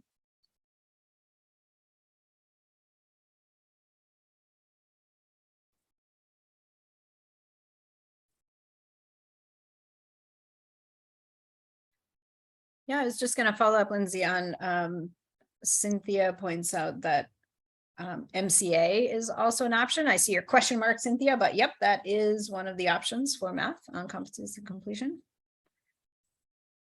Yeah, so yes, if you have a student who, especially if they went through most of high school relatively recently here in the state of Minnesota, I'd look at their transcript and see if they have a passing MCA score. Yep. Yeah, and I see a lot of like high school experience, ABE instruction. Yeah, and then asking about those MCA scores. Awesome. Jody, I'll let you take it to show the example. Yeah, thank you, Lindsay. So at this point, we want to look again at our example portfolio. Oh, I see, Heather, could working be an option depending on job? If you look at the completion options, there's no option tied to employment. There's the experiential learning option. So if you have a student who does algebra on the job, possibly, but I think it's unlikely. I don't think I've ever seen that in a portfolio. In theory, maybe some construction work involves some of those high school level math competencies. So yeah, if there's something that they're doing on their job that you could actually, they produce a document that shows competency in those specific competencies that Lindsay just walked us through, or she kind of gave us bullet points for, yes, but honestly, I've never seen it. Truthfully, what we see for math, typically, what we see for all four of these academic areas, so ELA, math, science, and social studies, there's typically three things we see in a portfolio: high school credits, GED tests, or ABE instruction, with once in a while we see another test like AccuPlacer or MCA or something else. So, but yeah, good question, Heather. I mean, I'd love to see it. Yes, maybe Heather, maybe you there in Mankato, you can be the first one. That'd be great. Awesome. And then we'll talk about it next year at training, but so far I haven't seen it. Okay, so looking at this transcript from our example student. So this transcript shows in the area of math.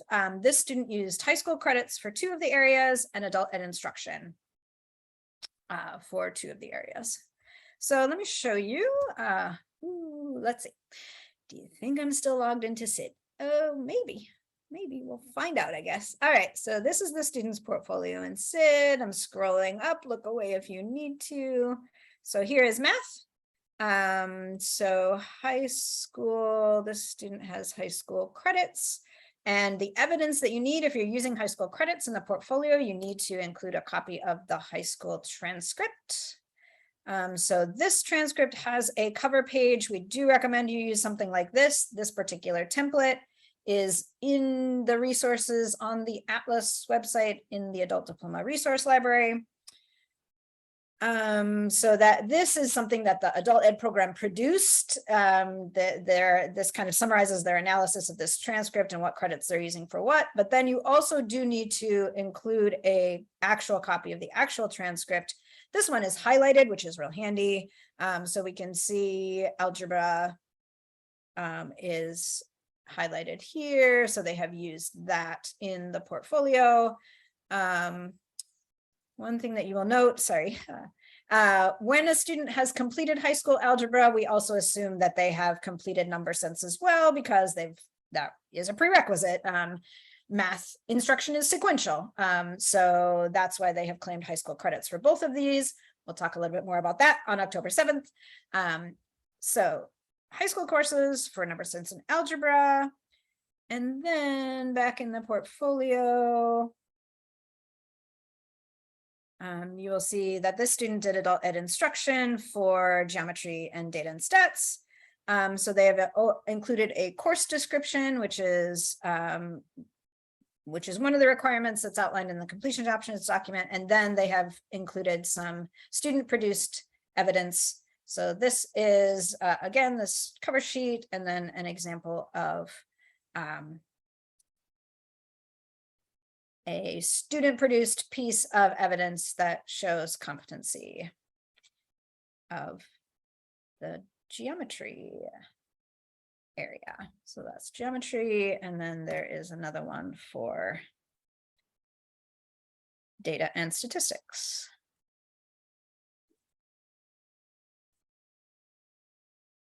So I see your question, Denise, about within ABE instruction, have you seen anything that is not testing based?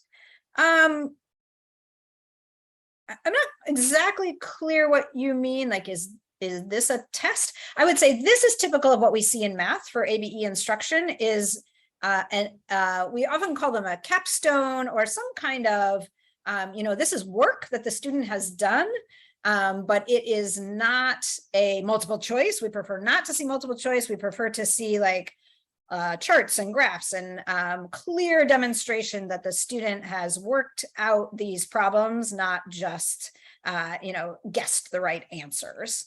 Projects, yeah, yes, definitely. These could be projects as long as it is clear that they have demonstrated competency. I would say projects are a little trickier in math. In math, we most often see this kind of a capstone where it's like, okay, here, graph this data, right? But for science and social studies, yes, projects definitely. Yep.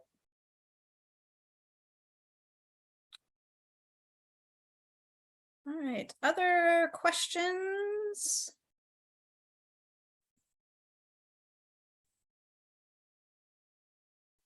Yeah, and I'm going to start us back up here.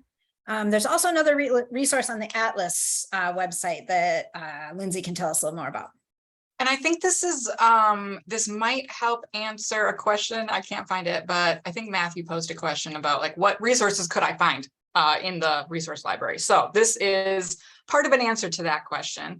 If you click on the sample math tasks, then on the in that resource library, there are sample tasks that you could use. And so just recently, I believe, correct me if I'm wrong, the math ones were created. So under the math tasks, you'll see there's an algebra task, and there's one for each of the areas. And yeah, if you want to click on one of those, we can just show one as an example. So you do not have to use these with your students, but if you're looking for something or looking for inspiration, you can. These are available for you to use. So if you click on instructions for teachers, yeah, we'll just look at that part.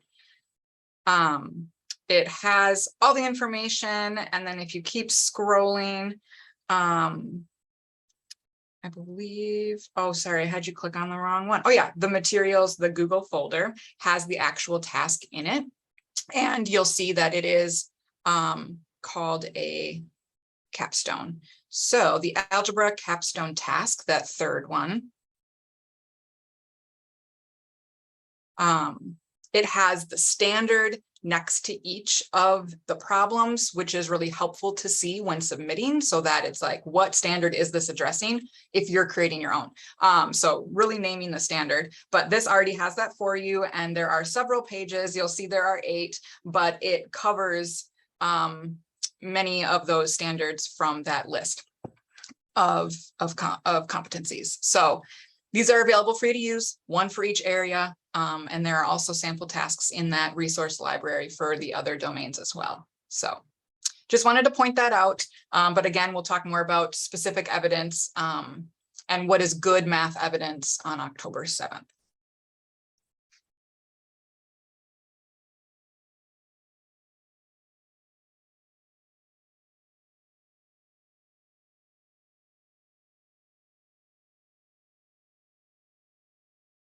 Great. Thank you so much, Lindsay. Yeah, I want to reiterate what Lindsay said, that those math tasks are really good resources, but they are not required. They are not the only possible piece of evidence. They are meant to be a resource for you. Lindsay was the smart one who remembered to put that link on this slide, but honestly, we should have had a link on each one of the slides that look like this, because there are those sample tasks for all 4 of the academic areas. There are samples for ELA, math, science, and social studies. We might have a chance later in today's workshop to show you some of the others. But yes, do check those out on the Atlas website in terms of resources. Susan, I see your question about how are scores determined, such as 22 on an ACT test. Where does the 22 originate? Excellent question. That decision was made by the original Adult Diploma Working Group in 2014. The folks who, once state statute got passed, a group of people sat down to be like, okay, how are we going to define this thing? And that original group of people, which was adult education practitioners across the state, I think Christine mentioned she was in that group, but it might be, I don't know if anybody else in the room, in the Zoom, was in that original group. I know Brad was. I'm not sure whether you were, Astrid, but those folks made those decisions and made, the defining decisions that are now outlined in that competency completions option document. And are those decisions changeable? Yes, but we definitely have to sort of run it through a process of, you have to make a good case. If you believe that something should be changed, like if you believed that that should be a lower score, you need to make a good case for that. And we would take it back to the current working group and the leadership team and consider it. So good question. All right. I'm going to keep us going unless there are any other questions about math.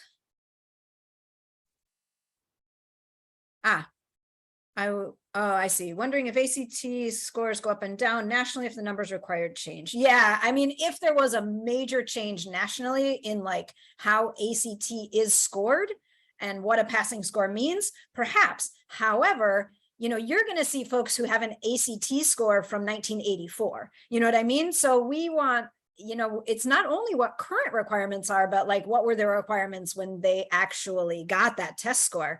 So yeah, it's tricky.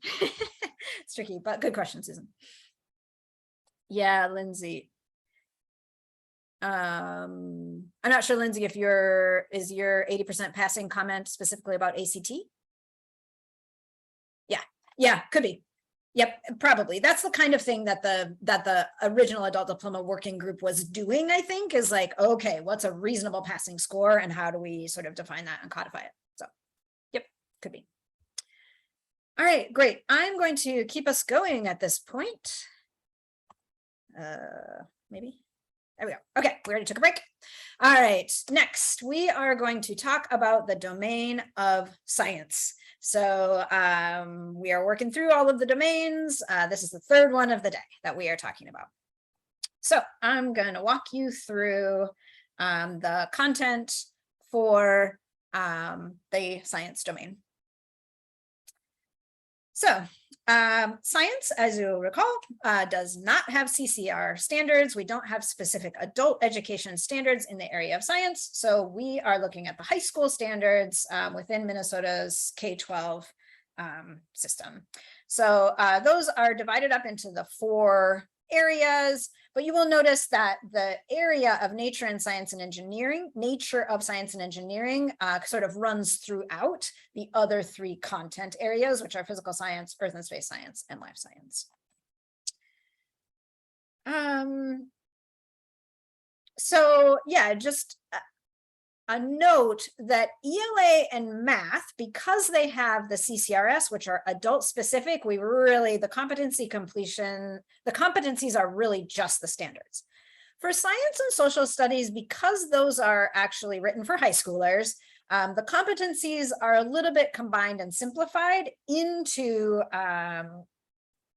what the original working group decided was sort of the best format for the adult diploma. So it's less of a direct one-to-one correlation between those K-12 standards and our competencies than it is for ELA and math, but they're still very, very, very closely related. So just a note too about science standards. So these competencies were developed in alignment with standards that were adopted in 2011. Standards are constantly updated and improved, as they should be. So science standards are currently in, like the K-12 standards are currently in the process. I believe that new standards actually have been developed. They have been adopted and they're sort of in the process of being implemented. So if you know folks out there teaching high school science, they're probably in the process of figuring out what that means for their instruction. Like high school science in a high school, I mean. So in the future, we might need to think about how to adapt our adult diploma competencies to meet with those current science standards, the updated ones.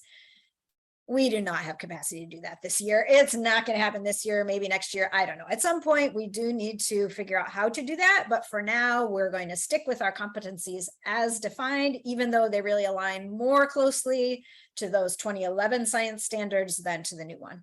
But here's the link to the MDE website if you want to look and find out more about current science standards. So that was just an FYI, just some background. So in terms of the 4 areas of science, the first one is nature of science and engineering. And these 2 statements on this slide, I won't read them to you. You can look at them. These are the summary competency statements that are the competencies for adult diploma. They are based on K-12 high school science standards, but they're kind of combined into longer, somewhat simpler statements. So one area is nature of science and engineering. Another area is life science. I'll give you a second to skim those. Again, these are combined from high school standards. Of course, there are more than 2 high school standards in life science, but these competency statements are combinations of standard language. Life science is what's typically taught in high school as biology. Yes, I love the frog. Isn't that great? The third area in science is physical science. So this competency statement, again, is a combination of, a bunch of different high school standards. Physical science is often taught in high schools as chemistry and also physics. And then the 4th area in science is earth and space science. And again, competency statement is a combination of content from the K-12 standards. Often what we have learned is that earth and space science is now often taught in 8th grade or even 7th grade. So that can be a little bit tricky sometimes. If you have a high school transcript, it doesn't show earth and space science. If you can confirm that a student did it in middle school or the district that awarded them that transcript can confirm that they did earth and space science in middle school, you can use that for the as evidence in the portfolio as well. Great. So at this point, I would like you to look back at the completion options document again. Let's see, what page did science start on? See if anybody can find it before me. Chances are yes. 21. Yeah, thank you. 21. Yep. So science completion options are on page 21 of your completion options document. So yep, take a quick look at that. What do you see? What options do students have to demonstrate competencies? Let's move through these questions a little bit quicker this time. Like, when students show up to your programs, what do they typically have? Oh yeah, right. If somebody has earned a CNA, we do consider that evidence for life science. So that's an interesting kind of a niche one. It's kind of nice to see. GED test 2014 or 2002, high school credits. Yep. Yeah. Oh, Julie, that brings up a really good point that I don't think we've mentioned yet so far that we haven't called out.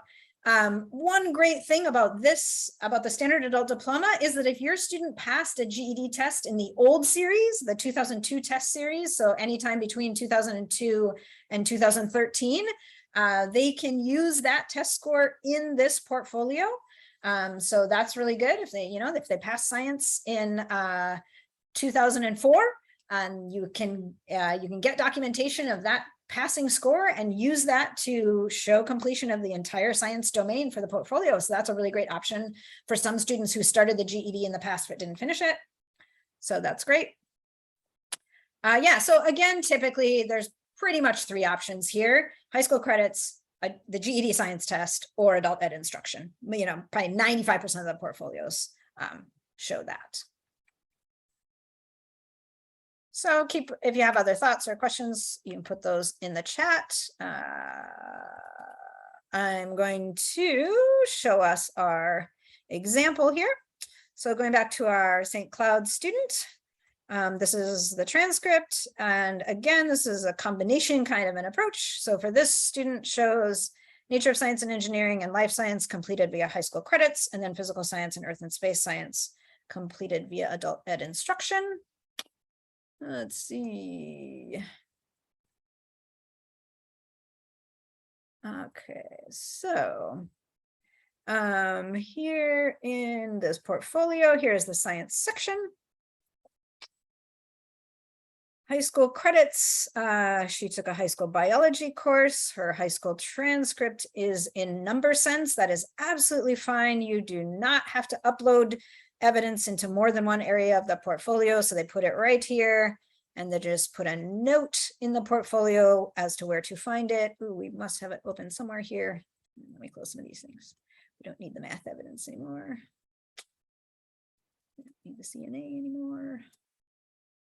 There it is. All right. So, yep, we've got a biology class right here. So we've got the high school transcript as evidence for that. I wonder what, I think maybe we have said, yeah, I won't dig into the weeds here. I'm not sure exactly how they justified nature of science and engineering, but it's water under the bridge at this point. Okay, so let's see. Oh, maybe in the comments here. Oh yeah, I think maybe we have said that if they've completed biology, yeah, I do believe that's true. We've said that if they have a year of high school science credit, that we can assume that they also completed nature of science and engineering. Don't quote me on that. We'll decide that for sure on October 7th, or I'll have a better answer on October 7th. So for these 2 areas, they have used adult ed instruction as the completion option. And so there is this cover sheet to show us what we're looking at, and this capstone project in physics. So it looked like it involved an experiment. Oh, that's fun. Looks like that may actually be the student themselves. All right, and for earth and space science, this was also an adult ed project. So it has a cover sheet. Looks like this was also an experiment. So I know I'm just showing you this really quickly. You might be interested to see more. Because this is an individual student work, I don't want to share this with you specifically, but just want you to give you a taste of what some evidence in a portfolio looks like. Let's see. Denise, can you give some examples of the names of courses that might count for nature of science and engineering? Denise, are you asking the name of high school courses on a high school transcript? Okay. Yeah, no, typically there isn't a single course that counts for nature of science and engineering. That's what makes it tricky. Biology counts for life science. That's easy. Chemistry counts for physical science. That's easy. But yeah, that one is trickier. We have, so either you have to verify with the district that they covered all of that content, or if they completed all of their high school science credits at their high school and the high school would not have required them to do any additional work, then you can assume that they have, covered nature of science and engineering. But yeah, we'll get more into the specifics of that on October 7th. But I understand your curiosity about that. It's a good question. Yeah, Erin, really good point. Some projects can cover more than one area and more than one domain. Absolutely. There are projects that can be used as evidence. There are pieces of evidence that can be used in more than one area and more than one domain of the portfolio. For example, you might have a social studies project that results in an essay that you then use that essay as the writing evidence. Yes, great. We love that. No, okay. No, there is no limit on how many areas a piece of evidence can be used for, but I don't think I have ever seen a single piece of evidence used successfully for more than a couple of areas, because the content is just so disparate. There's a lot of content in any individual area, so it's pretty hard to get a single project that can adequately show completion of a lot of different kinds of content.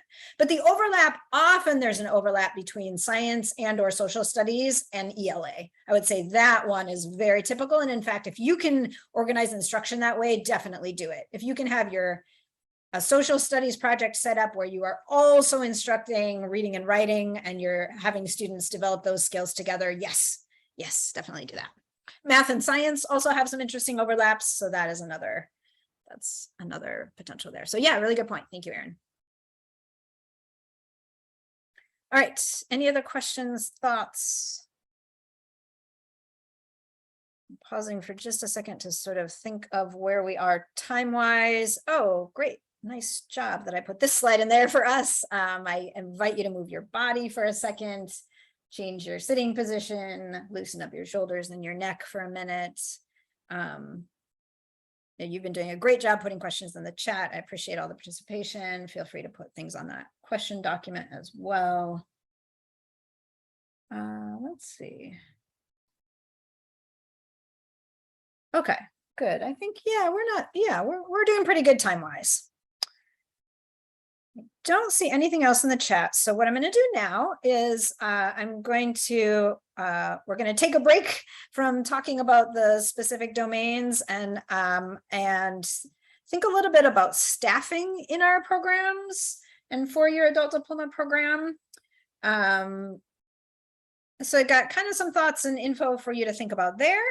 After we work through that chunk, I'm going to give you some time to do some processing and thinking together in some groups.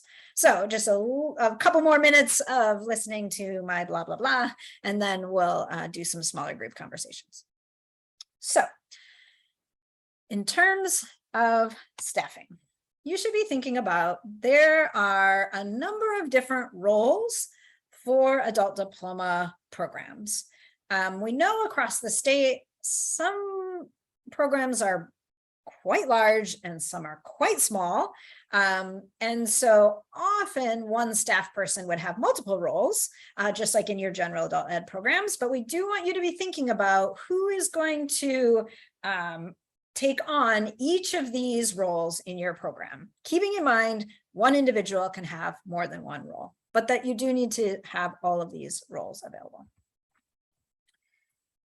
So first of all, you need an administrator. You need someone who is sort of the person in charge of your adult diploma program. Now, most of the time, that's probably going to be the same person who is in charge of your general adult education program. So manager type, a coordinator person. So this is the person who's going to be a leader. This is the person who supervises instructors and other folks. This person needs to have some organizational authority.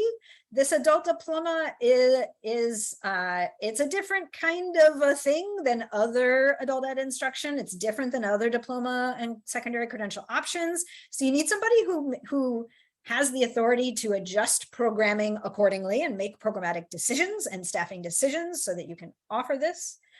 And the manager, the administrator, is really responsible to make sure that you all are meeting expectations in terms of accountability and minimum requirements for this adult diploma program.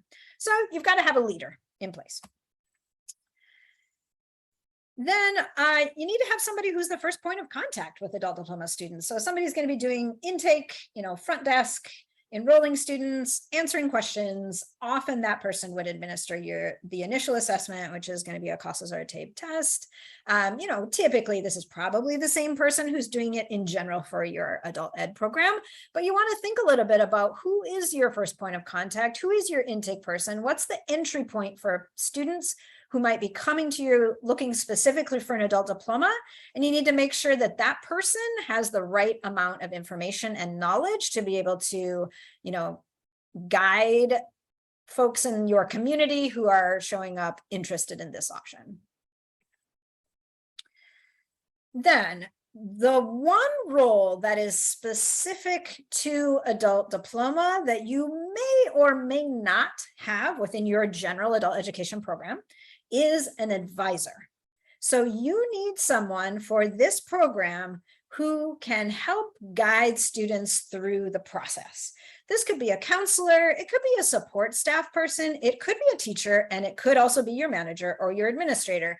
But the important thing to know and remember is your advisor should not be the same person as the student's main teacher, because that is a little bit of a conflict of interest.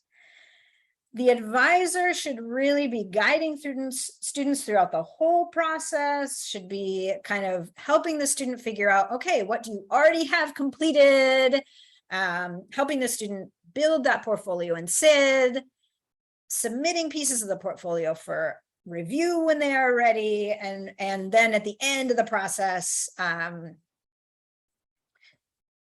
seeing what happens next. Which is what, look at my animation on this slide. I'm all surprised about my animation. So yes, there's a number of pieces of it ongoing advising. We do expect that somebody is throughout the program helping students with these activities at different points at enrollment, while they're enrolled in the program, and then at the end. So you do want to be thinking strategically about who is that person in your program. And we want to point out that one key role that your advisor plays is to really have their eyes on that portfolio. This is we've come to see one of the trickiest things about this diploma is really what evidence is necessary, where do we get it from, how is it organized, and getting it all into SID. So the advisor is really the coordinator of that process of making sure that the evidence meets the requirements, making sure that the evidence is packaged clearly so that reviewers can know what they're looking at. And again, this ideally should not be done by the person who taught the student, especially not, if you've got algebra evidence, the person playing this role of building the portfolio shouldn't be the same person who is the instructor. We know that there are, I'm talking ideals here. We know that reality sometimes has to look different, but ideally that advisor is a separate person. And of course, you need instructors in order to run adult diploma. So how many instructors in how many different subject areas very much depends on sort of the size of your program in general. but you have instructors who help students learn the content, master the content, they develop curriculum, they provide students those opportunities to demonstrate competency. They might also help students with online learning, distance learning. So you already have instructors, I'm sure, but you'll want to be thinking strategically about what instruction in your adult ed program really can lead towards adult diploma competency. And then you might have other folks. So you might have specifically assessment people who are, helping with doing pre-testing, post-testing, other kinds of assessment in addition to CASAS and TABE testing. North Star, you might have somebody who sort of oversees the process of administering those North Star assessments. You might have folks who are doing specific support around technology, around digital navigation, around online learning. And that is a really important piece of a program. We know that you are thinking about, in your general adult ed programs, how to offer that kind of support. And then, you might have other admin staff, data entry staff. In bigger programs, I know there is like a data entry or sort of a support staff position who helps with organize all of the documents for the portfolio, in addition to an advisor who kind of has eyes on them. So I'll leave you with some questions on that. These are not, you can chat out about this if you'd like to, but really these are kind of for you to be thinking about yourself, and also with other folks who are here today or other folks who are not here, but who you work with. So just thinking about, who are all the people who play a role in your adult diploma programming, or who should they be, or who else do you need, or what's missing? What's your role specifically? You might have more than one. What questions do you have about your role, others' roles, and what else do you need? What other resources, what other training, what other positions do you need in order to be able to really do this adult diploma work effectively?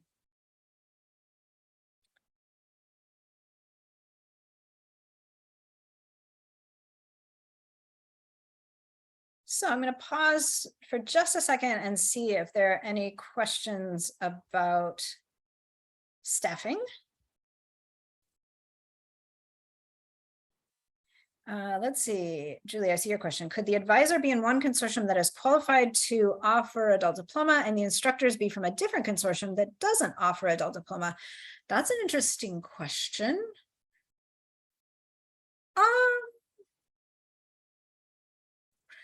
I would say I don't believe that we've ever seen that model so far, but I don't think off the top of my head there's any reason why that would be prohibited, Julie. And I do think, yeah, that makes a lot of sense to think about how to share resources across consortia. I would say that the one thing is that yeah, I'm hesitating a little bit. Yeah, sure. Go ahead, Julie.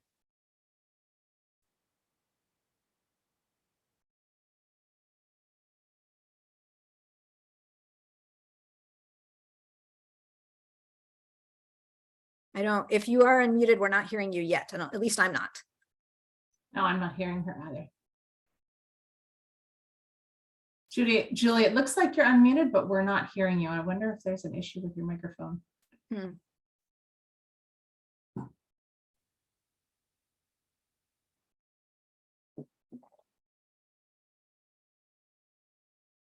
Yeah, I think keep working on it, Julie, if you can. I'll just sort of keep talking about my thoughts, which are, I mean, we do expect adult diploma instructors to have training.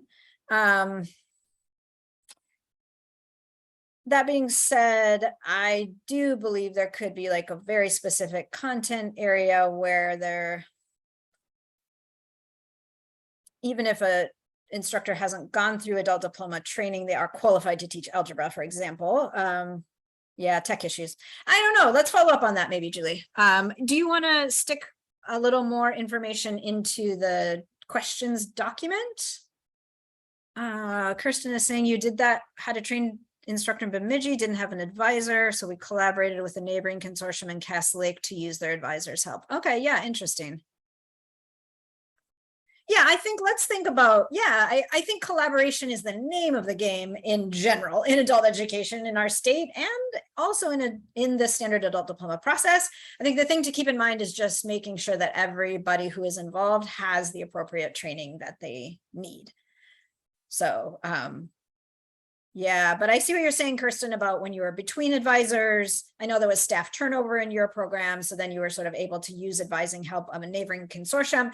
To me, that is a clear win because, but what I think what you're talking about, Kirsten, is a scenario where both consortia had trained staff and were running adult diploma programming. I think what's a little bit more questionable is what if one of the consortia is not running adult diploma programming? That's I don't know, that's something we'd have to consider a little bit more, but yeah, I love the idea of thinking about how to collaborate, especially across,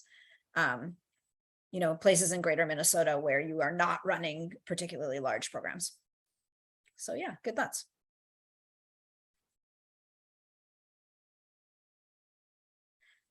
All right, thank you. Okay, at this point, we're going to take some time to let you process. So we've got some discussion questions here on this slide that we want you to be able to talk through in your small groups. And can I do this one? I can't do it while I'm presenting. Yeah, sorry. Wait, don't eat lunch yet. I put them in the chat. Thank you. Okay, Astrid put them in the chat. So really sort of the questions are like just thinking about what have you learned so far, what was new or what was surprising, what questions are coming up, feel free to add them to the document. Maybe you need to talk to other people in your program about those questions. And then thinking about the 3 domains that we've talked about so far, employability, math, and science. Where are you at with those things? What are you thinking? What do you need? And you can also, if it's relevant, spend a little time talking about those staffing roles.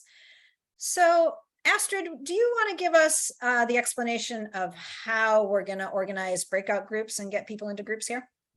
Yes, so we've created some breakout groups named by program. So for those of you who are here with others from your program, you will join a group with just folks from your program. We know that some of you are here as the only representative from your program. And in those cases, we've grouped several programs together so that you have someone to talk with. So Wendy is going to launch the breakout groups, and you will have the option to choose the group that corresponds to your program. And if you're having any trouble getting into that group, you can unmute and let us know, and we'll move you to the correct group, or you can put that in the chat. So I think our last question, Jody, is how long will we be in these groups? Yeah, really good question. I'm just looking at our, let's shoot for 15 minutes. So until about 11:45. Okay. And then we will come back to the big group and do any follow-up we need to from those small group discussions, and then we will break for lunch. Does that sound good? Sounds good. And so we will give you a warning when we're about to close the rooms. Why don't you go ahead and click on the join button. If you're not seeing it, you may need to go down to the more button on your control panel and find breakout rooms. And then if you're having any issues getting in, just let us know and we can manually put you into the correct room. This meeting is being recorded. Thank you, Wendy, for starting the recording.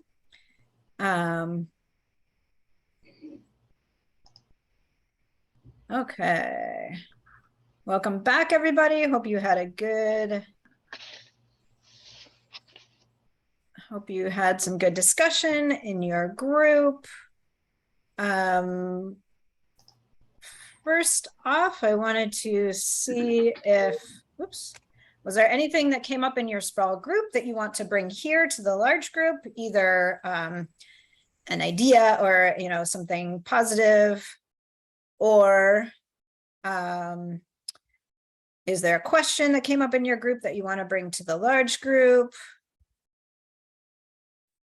And just a note that as you're coming back in from your breakout groups, you will need to mute yourself again and turn off your video. But if you have something to say or share from your group, feel free to unmute yourself and share with us. So anything off the bat that came up in those group conversations that you'd like to talk a little bit more about here?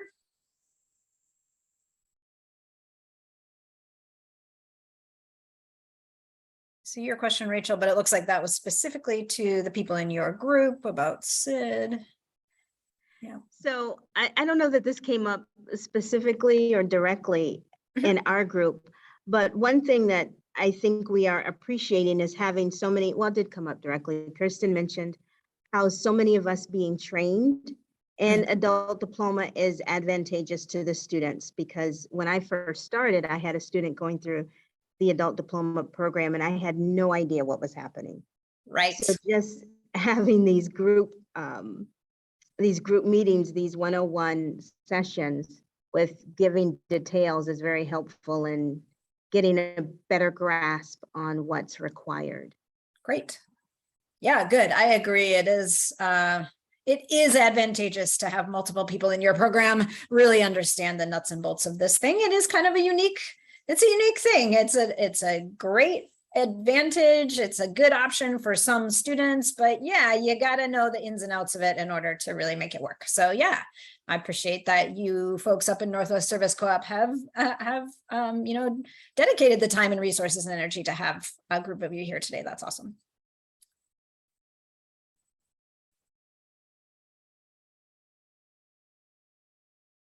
Feel free, anybody else, if you have, oh boy, sorry.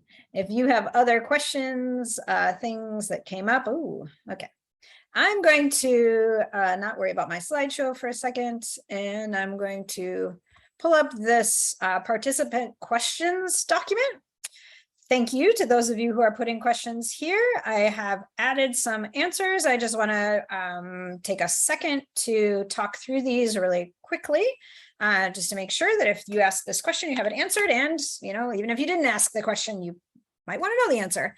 So a question about if somebody already met the requirement for navigating systems, can we use that as evidence? So if somebody comes to you, they already have a CNA certificate, can you use that as evidence for navigating systems? Yes. Please do that.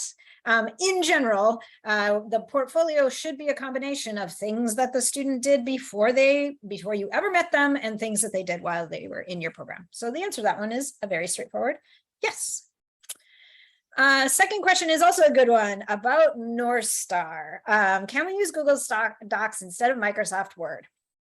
I understand where your question is coming from, because since the adult diploma competencies were put in place, North Star has added some additional assessments to the repertoire, and arguably some of those are more relevant to our students and to this modern world, or the 2022 world, than they were in 2015, like Google Docs, for example. However, at this point, we all have to hold ourselves to the requirements in the completion options document.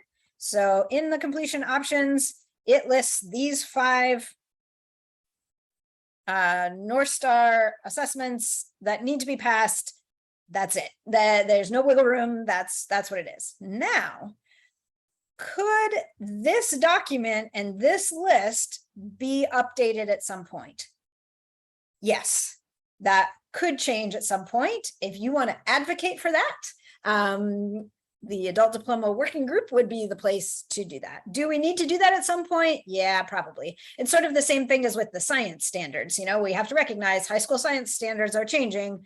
We probably need to adjust the science competencies for the adult diploma as well, but it is a little bit of a question of time and resources to do that. So hopefully that answers that question. So the answer is no for now. Question about, does having or obtaining a job during their time as a student in the program count for the future pathway domain? I'm maybe maybe I'm not going to say no. I will say this as an answer. An explanation of the process of obtaining the job, assuming that this job is on their career pathway that they've identified as part of the developing a future pathway work, could be a part of the evidence.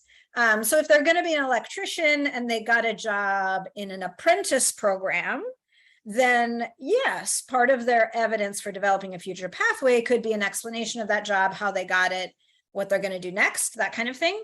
But just having or obtaining a job in and of itself is not sufficient evidence for mastery of all of those competencies, or to demonstrate completion of all of those competencies.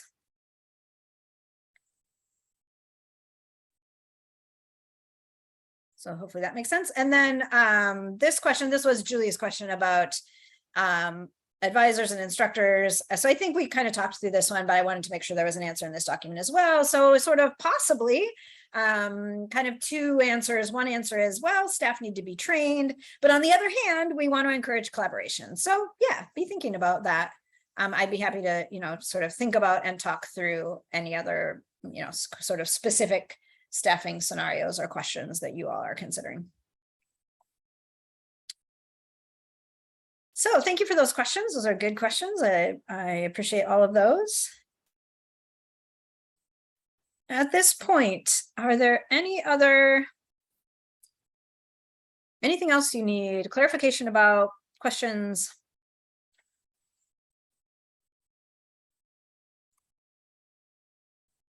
Go back to our slideshow.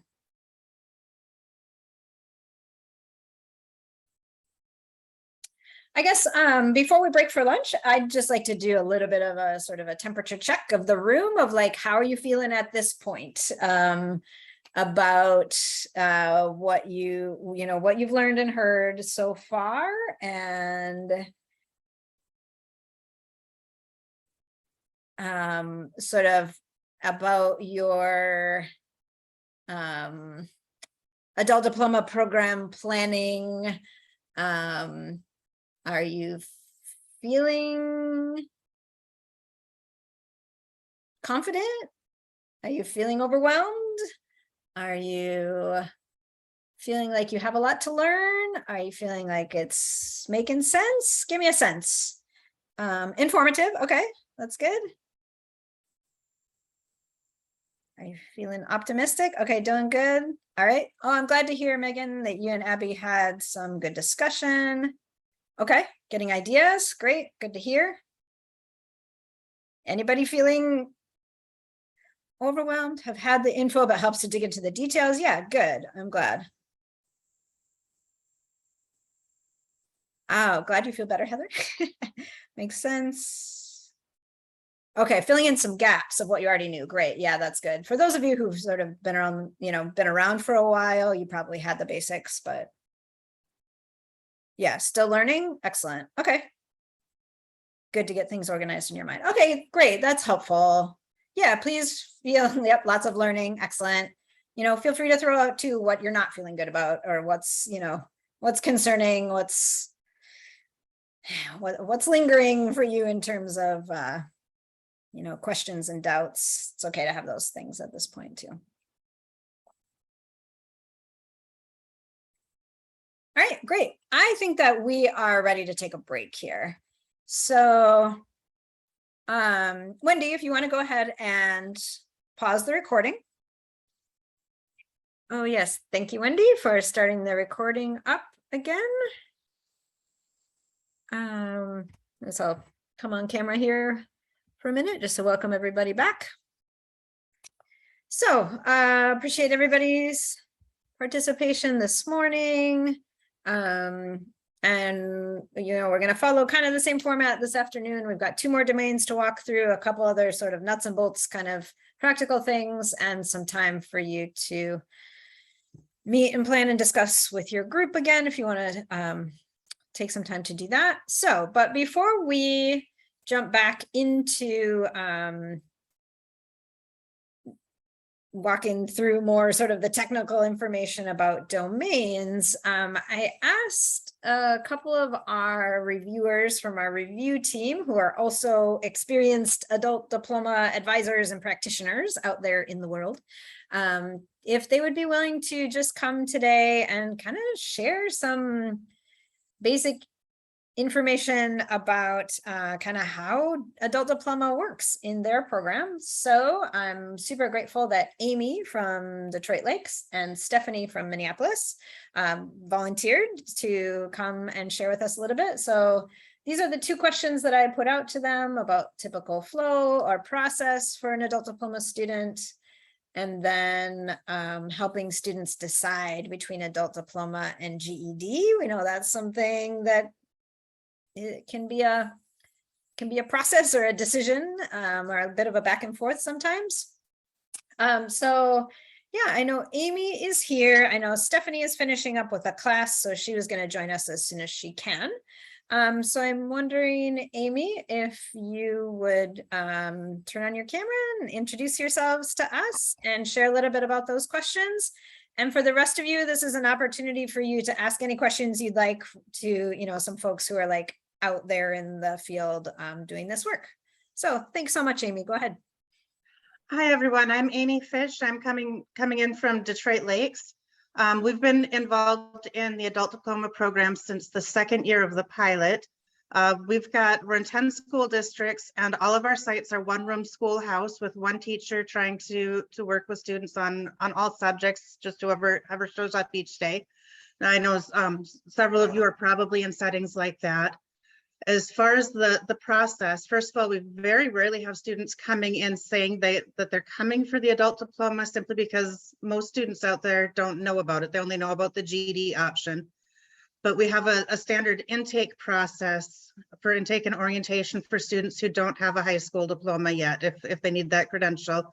And part of that is, of course, getting all the TABE assessments, and we start some North Star assessments to get a handle on their digital literacy. And we find out if they have their ID documents, if they need to work on housing and childcare and all those background questions. And we make sure that they have been given an overview of the GED process for that option and the adult diploma process. And if we have anyone who's younger in the room, we also make sure that we've covered the ALC and regular high school, and working on any younger students on finding out if the GED adult diploma room is really where they should be sitting, or if we can get them to go back to the ALC and finish some credits. From there, so everyone goes through that same process, getting the intake assessments done and learning about what their options are. As far as each student deciding if they should be a GED or adult diploma student, and a lot of students do go back and forth on their way to graduation and change their minds a few times. One factor is their age, because of course the students under 19 cannot be in the adult diploma program. They need to be 19 or older to enroll in adult diploma. The next factor is how close were they to graduating, and what credits are they missing? Because a student who can fill in most of the adult diploma requirements off their high school transcript, then it makes more sense as far as timing to do the adult diploma than to study for all 4 GED tests and wait for testing opportunities if they are very close with high school credits. We do a transcript request for most incoming students, unless the student knows for sure that they're not going to want to do that. That can be useful information for us, even with a GED student, in addition to the TABE scores, to help decide what's going to be the best plan to help them succeed. So we've looked at the high school transcripts, and if they're very close to graduation using high school transcripts, that's one of the reasons we would guide a student more towards adult diploma than GED. A second reason is the students who just have a lot of test anxiety or can't seem to master the skills of test taking. We've all had those students that test taking is a whole separate set of skills aside from the knowledge of what's on the test. And some people just don't test well. And that would be another reason that we might choose the adult diploma. And the third reason is for those students who have it in their mind that the GED is not as good as a regular high school diploma. And of course, we explain repeatedly that the GED is a high school credential, and that it's, while there is a perception with some people that it's the good enough diploma, that we don't accept that language in our classroom, and that it's not true, and that they will be able to go into post-secondary just the same with the GED as with an adult diploma. We also understand that if they feel that it's not the same, then that perception is their reality. And we want them to have the credential that is going to make them feel like they have graduated and that they're going to be proud of. And if they want to do more work in order to get that credential, we will absolutely support that. So that's most of what goes into the decision. And then as far as the process, since we started with the high school transcripts, every adult diploma student is going to have a different list of which competencies they still need to fill. So it's entirely individually planned from there, just like a GD program would be in our one-room schoolhouse, that once we know what a student needs, we set up that individual plan to help them achieve all of that. I think that might have covered the questions I was asked. Does anyone have questions for me, or is anything I missed? Yeah, thank you, Amy. I agree. It's really valuable to hear kind of how it happens on the ground level. Please go ahead, anybody. If you have any questions for Amy, you can stick those in the chat. One question that I wonder about, Amy, is what do you do when a student says to you, how long is the adult diploma going to take? How do you answer that question? That is up to you. It's going to depend, first of all, on how much work you have to do once we see your test scores and your transcripts. And then it's going to depend on how much time you want to put into getting that work done. I tell students that we have seen students who came in literally needing to just do an essay, and it still took them a year to do it. And we have had students come in who needed to do everything and got it done in 6 months. And it depends on work schedules, and it depends on transportation, and it depends on childcare, and it depends on motivation and how fast you learn. So there is no straight answer. I tell them that once I see their test scores, their transcripts, I can give them a good estimate of how many hours it might take, but I don't know how many months it's going to take them to put in those hours. Yeah, great answer. That makes a lot of sense. There are some questions in the chat. I'm going to read them to you so that they get onto the recording as well. Okay. First question, what is a profile of some of your adult diploma learners? Like, I'm guessing that's like what's their background, or all over the place. One of our recent graduates had been a GED student on and off for several years. She went to high school in the 50s, and she's one of the ones who just could not take tests. She didn't even look that anxious, but she could sit in the classroom and answer all of the questions. And she had started the GED so many times that she could help other students with the understanding the content. But she would come up with, on the old GED, she would come up with the 385 to 410 every time. And on the new GED, she would come up at 140 to 143 every time. So she and her school, she'd gone to high school in the 50s. She was one of our older students, and her school had burned down. So she had no high school records, which is one of the reasons we weren't very quick to move to adult diploma with her. But when we did, it did, and she had a lot of the instruction because she'd been doing the GED for so long, and most of it is the same instruction. We just had to go back and back document. But doing capstone projects was what she could do, and she did all of them, and it ended up taking her almost a year around hip surgeries and helping raise a granddaughter and all of those things. So she's we've had former GED students, especially at the jail, who always felt like the GED wasn't good enough, and have actually added the adult diploma credential to their GED. We have a student right now who's switching from GED to adult diploma, a younger gentleman who's been just about graduated for a year and a half, but he just can't get past that math test. He's can do all of the algebra, or he can do all of the geometry, or he can do the statistics. But when we put all three of those things together on one test, he gets 140 every time. So he's switching to adult diploma. We've got younger students, older students. There is no typical profile any more than there's it's like asking what is a typical ABE student. It's a student who doesn't have a high school credential yet and wants one. yeah, That makes a lot of sense. And that is a really good point that hasn't come up in this training so far yet that Amy mentions here. Somebody who holds a GED, so a GED completer who passed all of the GED tests, they can still do an adult diploma. They still have to do the writing sample. They still have to do the employability domain. But that is a possibility in case anybody was wondering And the about that. speaking and listening. And speaking and listening. Yes, thank you, because that's not covered on GED. Yep, good point.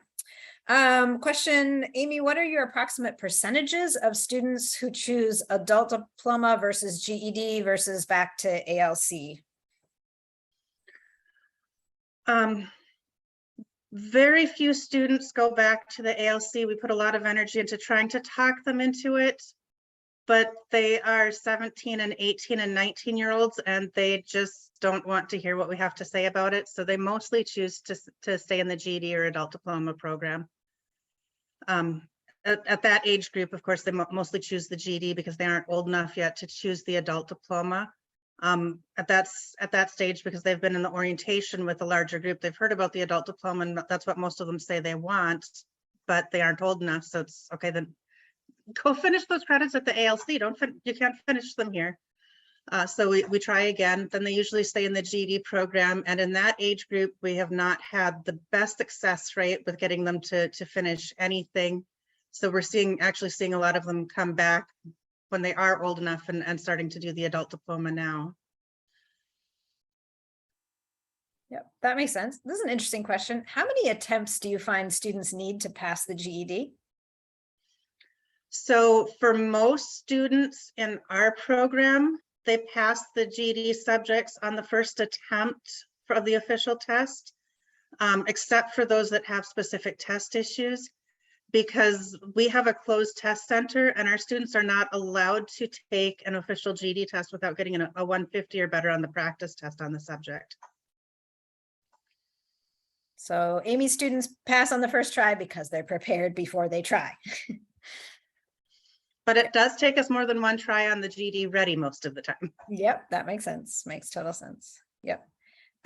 This question I can answer, but you can maybe add if you want to, Amy. So with a student like the person who almost passed the GED math test, but is switching to the adult diploma, do they have to prove all the level D competencies or just do a final task for each of the areas? So what you need to keep in mind in terms of completion options, there is only one that applies for the portfolio. You can only choose one. You can't sort of put them together. So you can't say this student almost has GED plus a little bit of adult ed instruction. It's either one or the other. So if they didn't pass the GED, they cannot use the GED as the completion option. So then you have to do the same kind of documentation as of evidence as you would for any other student who is using adult ed instruction as the completion option. But that does not mean that their adult ed instruction needs to start over, because while they were preparing for the GED test, we were already teaching them the same content. So it's just a matter of the documentation and making sure that you have taught all of the standards. You do not need to go back and start math classes all over just because you were talking about GED before and you're talking about adult diploma classes now. It's the same content. Yeah, exactly. And that was one of the things is kind of why I wanted Amy and Stephanie to come and talk, because I do think one of the things we've learned about adult diploma is that it really can be a bit fluid, whether a student is doing a GED or an adult diploma, and you may not know until the very end. So yeah, the instruction can work for both for sure. Let's see, I'm going to, I'm trying to scroll through here. I have maybe one more question here for Amy, and then I see Stephanie has joined us, so we'll give Stephanie a chance to talk. There might be some questions at the end that could be for both or either of you. Okay, Amy, do you have minimum attendance requirements, minimum attendance expectations or requirements for your adult diploma students? We find so many who want to work as if this is a correspondence course where they work at home and send stuff to us. I sometimes feel like it takes a lot more work on our teachers' behalf with little return in the form of contact hours. Thoughts about that? We do not have a minimum attendance requirement. We have a recommendation. We let the students know that how fast they get done depends on how much time they put into it. We don't do it as a correspondence course though, because we haven't seen any success ever with sending a lot of packets. So we do have a requirement that they are either on Zoom with synchronous online or in person in order to get the next set of work that they could work on at home. They have to have contact with the teacher first. They can only get a little bit at a time. They're not going to learn statistics on their own anyway. Most of our students are not that kind of independent learner. So they need to keep connecting with the teacher in order to get a little bit more work to do at home with each connection. Yeah, that makes sense. Those are all really good questions.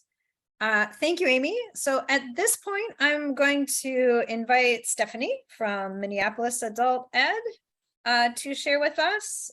Stephanie, if you want to just kind of talk through your answers to these two questions, and then we can do the same thing if folks have specific questions for Stephanie or for either Stephanie or Amy. So, hey, Stephanie, go ahead. Hi. So yeah, unfortunately, I was teaching up until right before I jumped on. So I think I might have missed a few things Amy said in the beginning, but I think, and Amy can tell me if I'm wrong, I think our programs might be a little different in that Minneapolis Adult Education is sort of a bigger program. We're definitely not a one-room schoolhouse.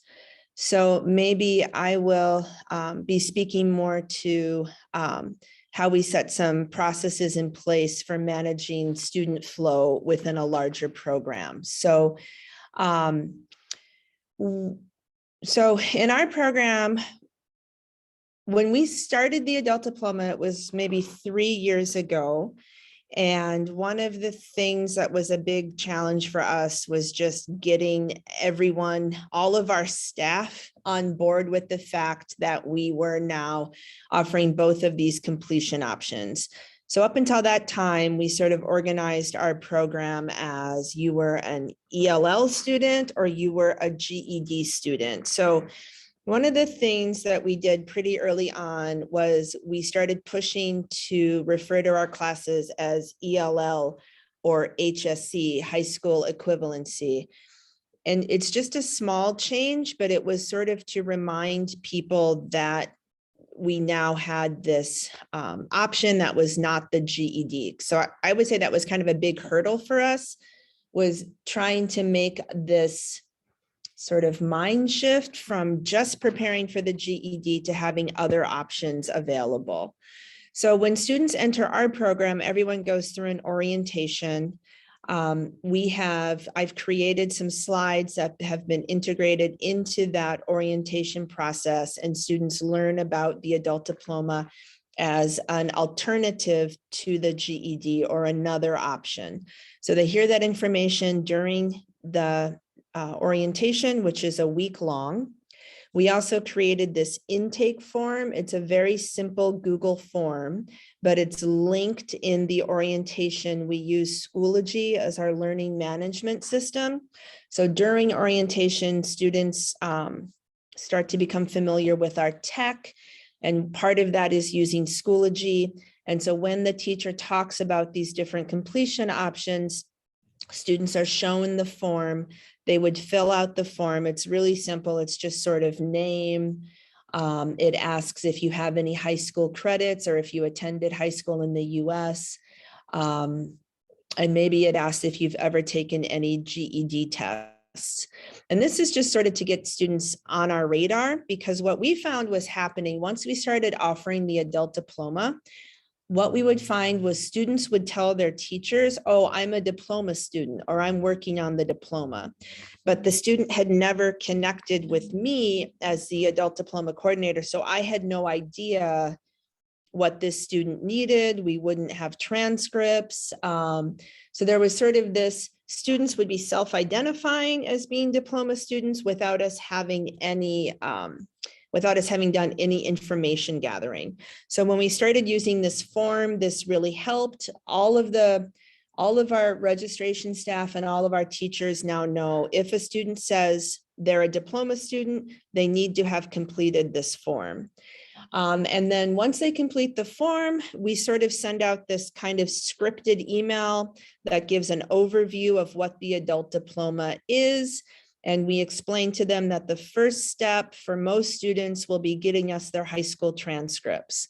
And then we either assist the students with getting the transcripts, or I request them if they were a student in the Minneapolis district. I do a transcript analysis, and then I send sort of the results of that in a kind of a chart form that I hope fairly clearly for the student explains what's needed for each of the 5 diploma domains, and then what is what they already would have complete based on a transcript or a test score. So once I've done this analysis and shared that information with the student, the next step is usually that we set up some kind of like a one-on-one meeting. I find again and again, it's really hard for me to communicate everything about the diploma through email. Oftentimes there's confusion that happens when we try to communicate using email.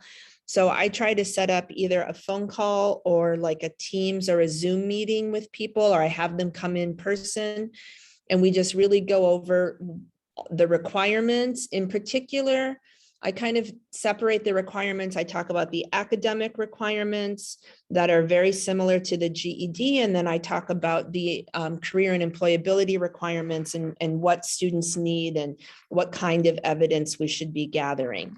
And because our program is bigger and we're not like a one-room schoolhouse, students do get placed into classes. This was another reason why we wanted to change from being GED class to HSE class. We want students to know that everyone comes into our program through the same intake and registration process, but the way that they exit, the credential they have in hand when they exit might be different. It could be a GED, it could be the adult diploma. In the future, it could be the high set. So they take the same classes. We have reading classes and math classes that students can take, and they work with their teacher and with me to complete ABE coursework that we can use in their portfolio. So they do work fairly independently, but they are in classes and checking in with me regularly for support along the way. So I think that kind of talks about the first question. The second question, again, I have put together these slides that kind of do a side-by-side comparison of the GED and the adult diploma. I often tell students that the adult diploma works particularly well for students who either have completed at least 2 years of high school in the US or have taken a few GED tests. For me, I always try to encourage students, if they have not taken any GED tests, to at least give them a try. And I explained that it's sort of a shortcut for the diploma, because one passing GED test score will satisfy the requirements for an entire domain for math, ELA, science, or social studies.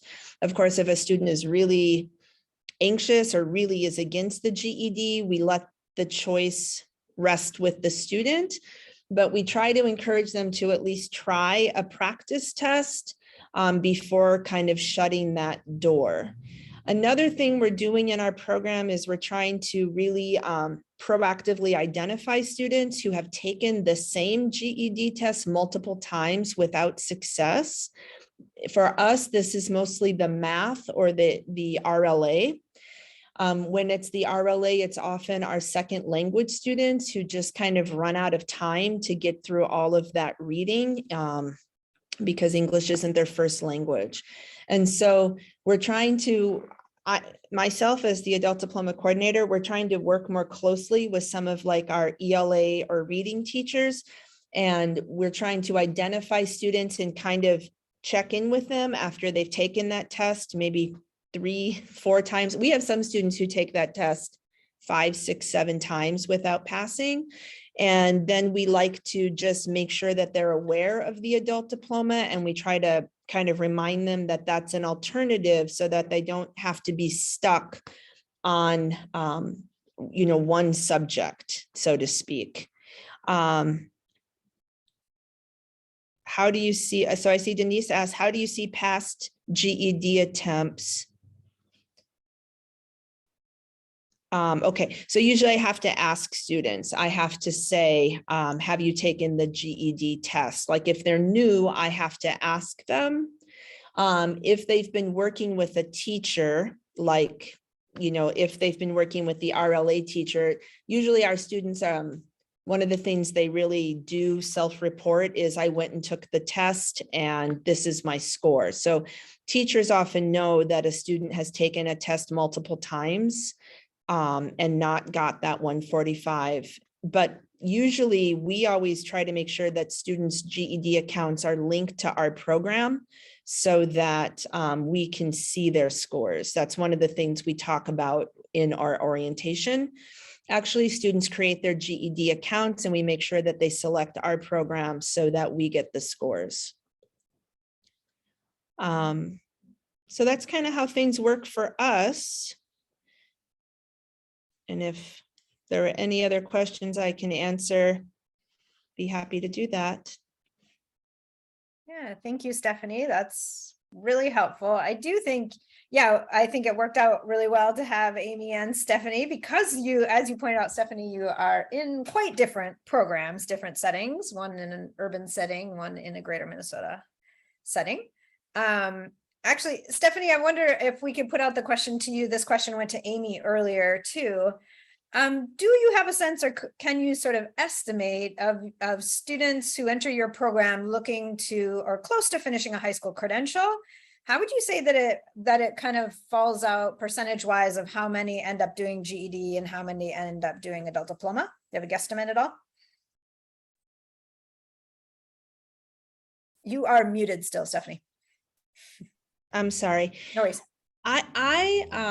One piece of information that I sense might be important to share here is our program serves a lot of lower skilled native English speakers. And possibly that's also true where Amy works, but I know even compared to other programs in the Metro, we serve lower skilled learners. That's just something that has been a priority for us, I guess, so to speak. So sometimes when students come in and they have, you know, either they're younger, like they have not been out of high school very long, or they tell me, you know, I just left and I was in like 11th grade, that would be where I would sort of be like, oh, the adult diploma might be a good option for you. We also, when students come in and we look at their TABE scores, it gives us some sense of where their reading and math are. If they're lower skilled in those areas, we would just usually suggest I usually say something like, for right now, we're just going to be building up your skills to be able to tackle the content that you would need for either completion option. So I guess in a way, what I'm trying to say is, for a lot of our students, it's clear that they either have quite a bit of work to do before they would be at the actual HSE level, or, you know, some students come in and they say, I just want my GED, and we let them, you know, take a practice test, they score high and they're off to the races. I will say one thing that we started doing this year is in individual HSE classes, we've been doing this like student survey where we're asking for a little more information from students about some of their education backgrounds and goals, so that individual teachers can also provide more information and connect me with students more quickly. And so by kind of asking some questions like, how much high school did you finish? Have you taken these GED tests in the past? Have you taken any GED ready tests? Do you remember your scores? I've already had a couple students, or excuse me, colleagues, teachers tell me, you know, I just found out I have a student who got through 11th grade and I'd like to connect them with you. So I just think it's a lot about gathering information from students so that you can make sure that they get the best information possible. Did that answer your question, Jody? Okay. I can say that we do a lot of the same thing. We also have a lot of students that come in and they're not at that level yet. And even when we're doing the intake and orientation, a lot of times it takes a while to get transcripts, and students want to think, we'll think that they have to wait until we've got the transcripts so that they can decide which path they're on. And we've always got we've got your assessments, and whether you do GED or adult diploma, we know that you have to learn some basic grammar and that you're not going to be able to handle algebra until we get some number sense and work on fractions. We know what we need to work on right now to get your skills ready for either GED or adult diploma. Yep, that makes a lot of sense. I have one actual final question. I don't see anything else in the chat, but one final question for both of you. Can you talk at all about any experience that you've had with after you have a student who finishes the adult diploma, who earns their adult diploma, and they're going on either to college or to work? Has there ever been any kind of negotiation or advocacy that you've needed to do in terms of helping people out there in the rest of the world understand what the adult diploma is? Or is your experience that it's just been, okay and accepted? It's needed some explaining a few times, and Department of Ed has good information on the MNABE site to help. So we've got that official information. And of course, we can show that the transcript has the signature from the Commissioner of Education. Currently, I'm working with the California Bureau of Prisons with a recent graduate who's in federal custody and is trying to get into some post-secondary education and is having trouble explaining to them that he did finish high school. So yeah, that does happen, but there's plenty of good documentation available, and it is well respected. It just isn't always understood. It's not everybody knows what it is. Mm-hmm. Yeah, and like I said, in our program, we might be newer to diploma. I think only about 3 years, and then like 2 of those years were COVID. So we've had fewer graduates, I'm sure, than Amy, but I have not had that experience. We have someone on our staff who is like a career pathway sort of like counselor person. So it would sort of, when we do have a graduate and I send them their email saying, congratulations, here's your diploma, I always invite them to connect with our career navigator person if they want more information or if we can help them with taking next steps. But I haven't ever heard back that there was a question around the credential. Great, good to know. Yeah, I know that's sometimes a question that comes up for new folks going through training. And yeah, as Amy said, I think in general, we've heard that often these credentials have been accepted without any questions. And if there are questions, there's some, support through our office, or you can always refer folks to me or to Brad if they just need reassurance of like, wait, is that a real thing? So thank you so much, Stephanie and Amy. This is super helpful to like hear on the ground how things are going. You are welcome. The two of you are welcome to stick around more if you'd like to, or head out. Either way, totally fine, totally up to you. But I think I'm going to take a quick look at the chat. Yep, thank you. I don't see anything else in the chat, so I think we are going to keep going. Let's see.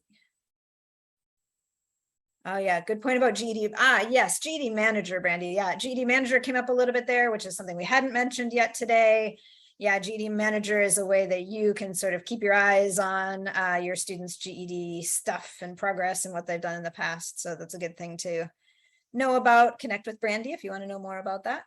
So, well, I also wanted to go just a little bit, if that's okay, is yeah, when you or anyone else at your local level has GED manager access, it's just for your program. So what I have found in the past is when we have students, especially in corrections, they may have a GED passed in a different region. So if you feel like maybe they do and you can't find that proof, you can always reach out to us and we can take a deeper look over the whole state. Yeah, correct. That's a really good reminder. Anybody who has passed any GED test, either the 2002 series or the 2014 series, we have those official records here at MDE. Even if they didn't complete, even if they didn't receive a diploma, we do have official records of their scores. So yeah, you can get those from our office. All right, great. Thank you. Okay. At this point, we are going to keep moving forward. This morning, we talked about 3 of the 5 domains of the diploma. We have 2 left. So next, we are going to dive into the ELA domain. So at this point, I am going to turn it over to Christine to talk about ELA. I missed a little bit this morning because had some internet things, but I just can't help marveling as I'm listening to, as I was listening to Amy and Stephanie, and just as questions go in the chat box, and and Jody and Brandy, answering, how it just compared to what we had when we started, which was nothing. And every day, every experience was new, and we had nothing to, refer back to. It's really exciting that so many of your questions can get very clear answers based on experience. It's really kind of mind blowing to me how far we've come. So I'm here again. I'm Christine Kelly. I'm the Atlas Literacy Coordinator, and I do ELA support for the diploma. And I am going to talk a little bit about the English language arts, which, like the mathematics, really is aligned with the Minnesota K-12 standards and the college and career readiness standards. And standards change, but a lot of them keep the same core, because their standards are supposed to be built on the best evidence that we have for any particular area. And so hopefully most of you are familiar with some of the basics of the CCRS. We do have a great online foundations course. If you're not, although I recognize a lot of your names, and I know that many of you are in the course right now or have been in the course. Next slide. So I'm going to talk briefly about each of the 4 areas, and there are just a couple ways that ELA is a little bit different. So first, the 4 areas. The first is reading, and what I did is basically, especially when you're looking towards the kinds of things, if you were doing adult ed instruction, that you would really want to be developing student skills to be able to demonstrate. These are really some of those key areas. The close reading is really, multiple reads and getting students. I know sometimes evidence comes out where students have demonstrated through multiple reads and answering text-dependent questions. Really, this ability to analyze ideas and themes and growth of characters across text.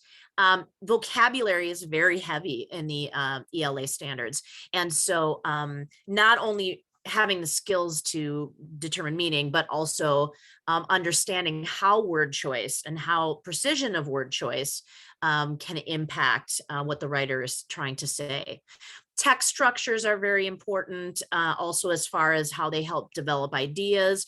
Students need to be accessing text from diverse media and formats. Text, of course, can be video, it can be oral, it can be informational, it can be highly visual, quantitative, and arguments. That's a key part of the ELA standards, identifying and analyzing arguments and the evidence that a writer uses.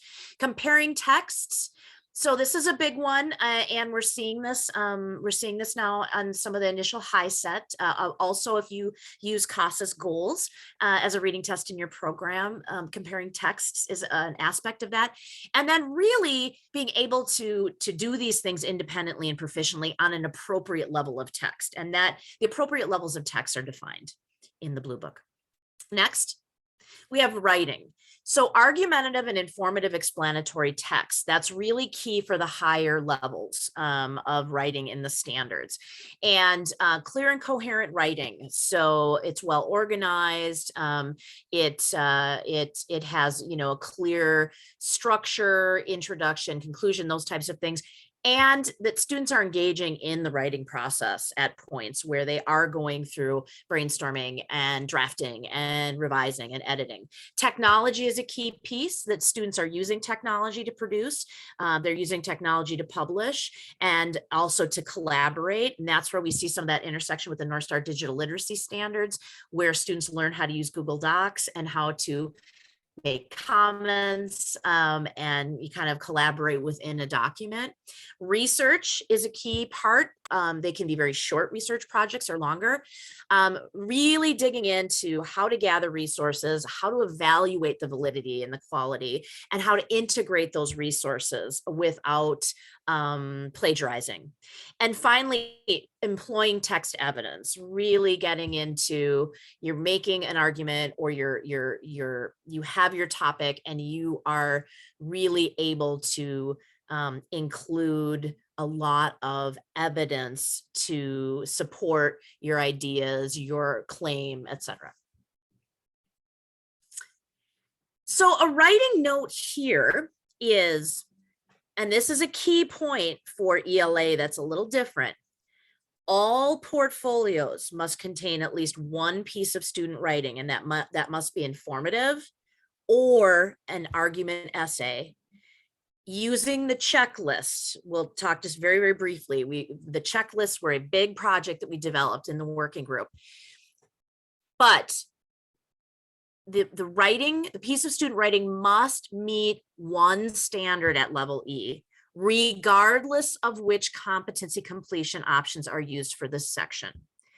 So it doesn't matter if a student comes in with credits, or it doesn't matter what competency option. All portfolios have to contain a piece of student writing that demonstrates one standard, one of the ELA standards at level E. And there might be some questions about that. Please put them in the chat box. I think we'll go deeper into that in the high quality evidence training, but there may be a few questions, procedural questions that that Jody can answer. So we have the checklist, and this checklist came from, we got together a group of writing teachers from adult ed in Minnesota, and we took actual student writing samples, and everybody used rubrics, and we tried to come to some kind of a consensus about whether or not we would pass or not pass the writing.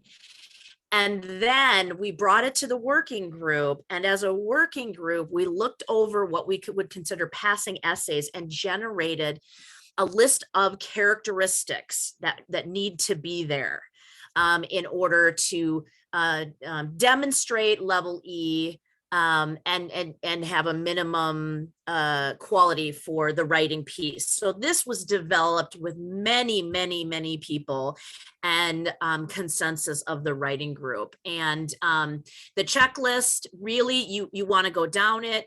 You want to make sure that these things are present, that you can check them. This does need to be submitted in the portfolio with the writing piece. And again, I believe, Jody, there'll be more of that another time.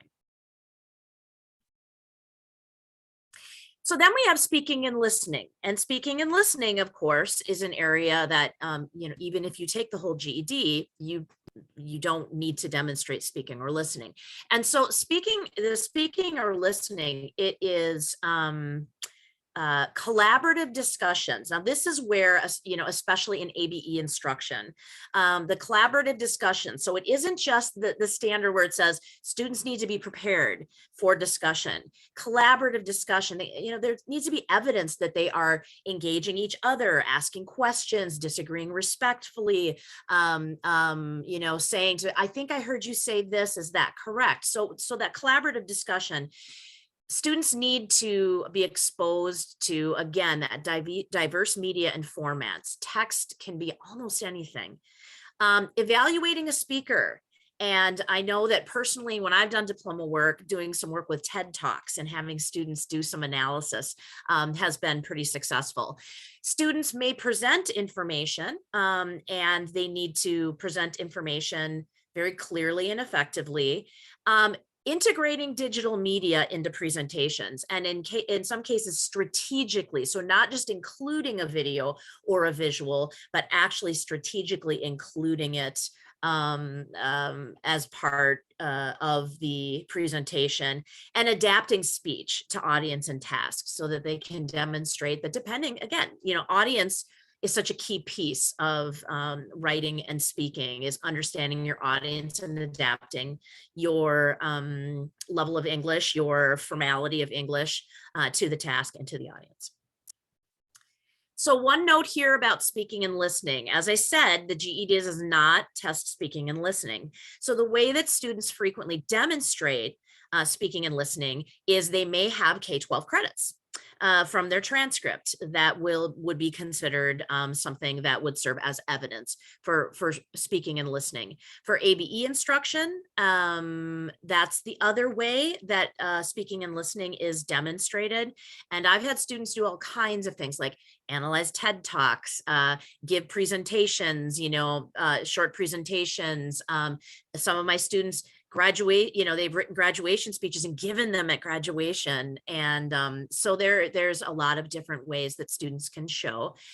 And so programs should really develop ways to embed speaking and listening standards and tasks into instruction, and in general for our students, whether they're doing high school equivalency or the adult diploma, working on some of those speaking and listening, the collaborative conversation, collaborative discussion skills, being able to evaluate what a speaker is saying, what their point of view is, what their purpose is. They're important skills. Language. So again, the language conventions, vocabulary heavy, and so students have to be able to demonstrate that they have some command of grammar, usage, and mechanics. So that's a key part of the beginning of these standards. But then there's a lot about language. And again, we kind of go back to that employing knowledge of language. So the ability to understand that words are chosen for a reason. We choose words as writers.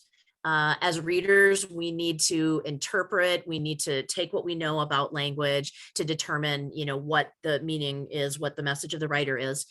Students need to demonstrate multiple strategies for determining unknown words. So context is great, using a dictionary is great, but there's also pieces in there that involve morphology or understanding word parts and how to leverage an understanding of word parts or synonyms or antonyms to help determine unknown words and phrases. And finally, students need to acquire and use academic vocabulary, domain-specific vocabulary, in subject areas, and also independently.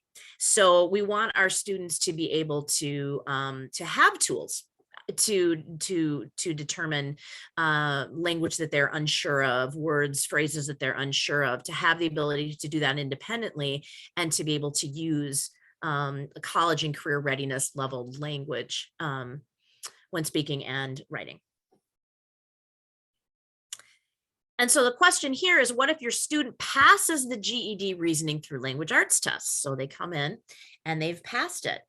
The student still needs to complete a piece of student writing that demonstrates one level E competency.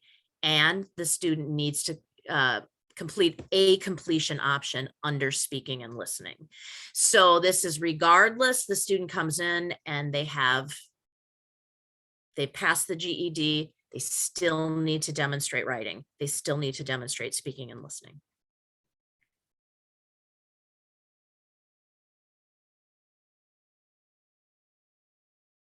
And turn it back to you, Jody.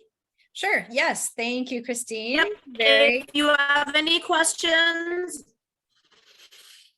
just put them in the chat box, or any questions now.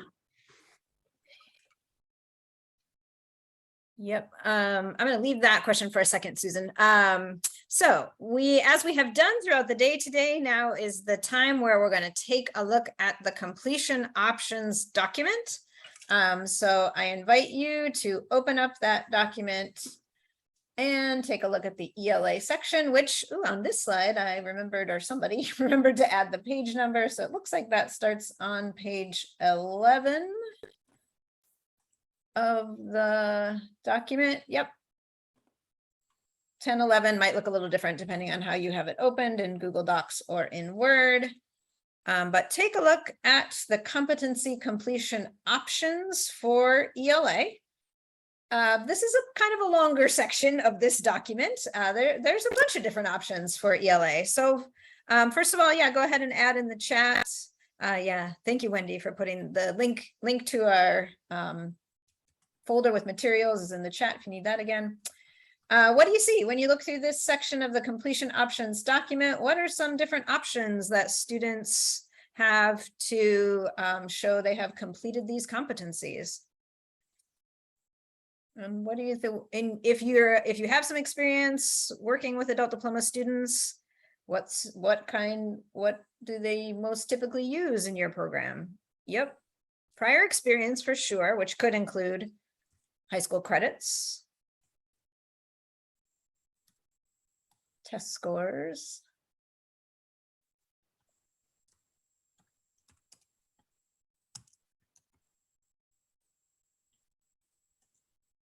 there are a number of different tests. There might be more test options for ELA than for any of the other domains.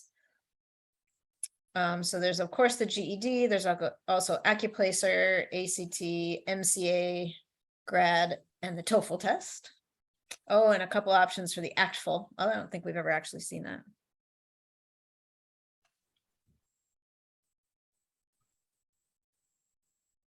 But basically, as we've been saying with all of these academic areas, probably for the most part, most students are going to use one of three options here, or a combination of one of three options, which is high school credits, GED test, and or adult ed instruction.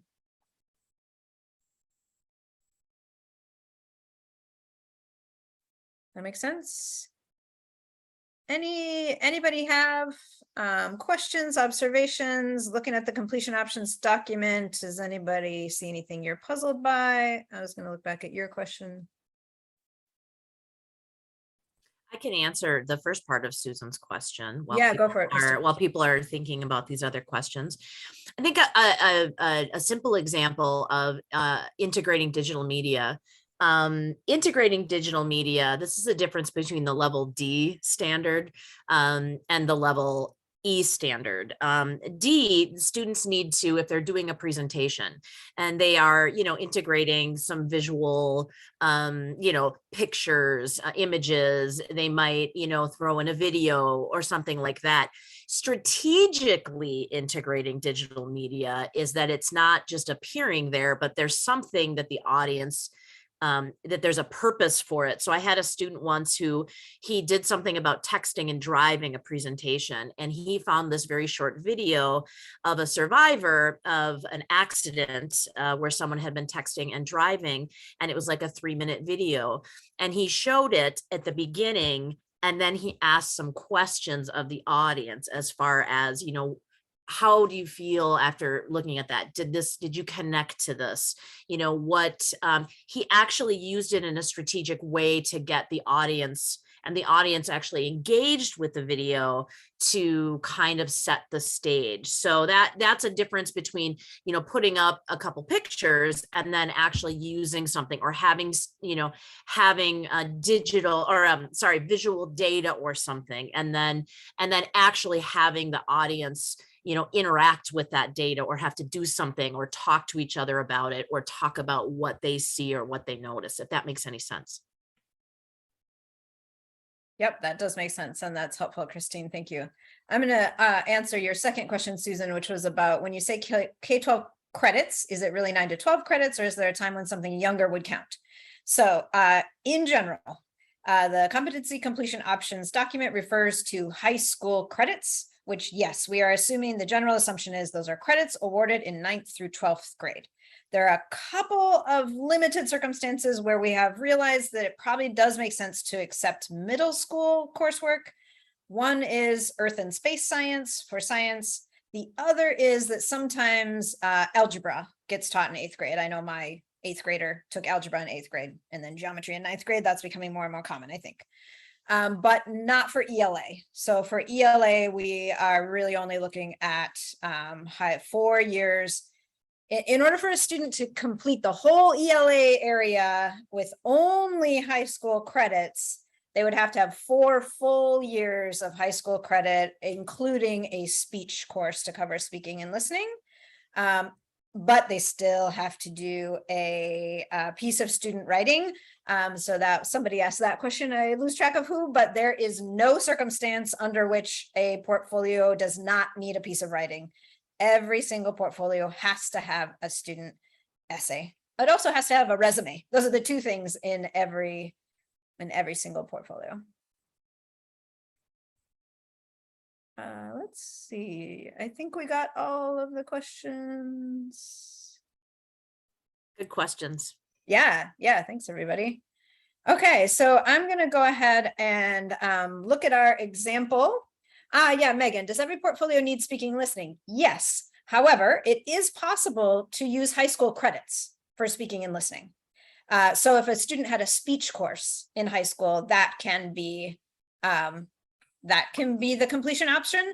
So it doesn't mean that the student has to do a speech in the adult ed program. And if I could just add something that, one of the things we've seen many, many times is when a student develops their writing piece, their argumentative or informative explanatory piece, we've seen students then, develop a presentation.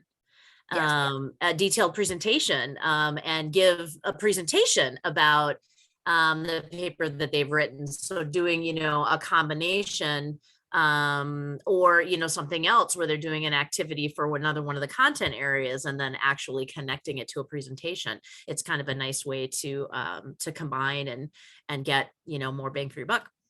Yeah, absolutely. Yes. Good. Very good point, Christine. Some of my favorite examples of writing and speaking and listening have been actually like a science or a social studies project where they're doing some research or learning about something. And then the essay is, the presentation of the research, and the speaking and listening evidence is like, an oral presentation of it. So yeah, definitely try to connect those different domains if you can. Let's see, Denise, can the speech course be only sorry, I'm scrolling and can the speech course be only a semester? Yes, it does not have to be a full year of credit, but it has to be a course that's listed on their high school transcript that they passed. All right, great. So let's take a look at our example transcript and portfolio here. So for this portfolio, they used adult ed instruction as the completion option for all 4 areas of ELA. So I'm going to pull up the portfolio in SID, although I guess that I am probably logged out of SID by now, so I'm going to log back in. Okay, so reading evidence. So there's a cover page.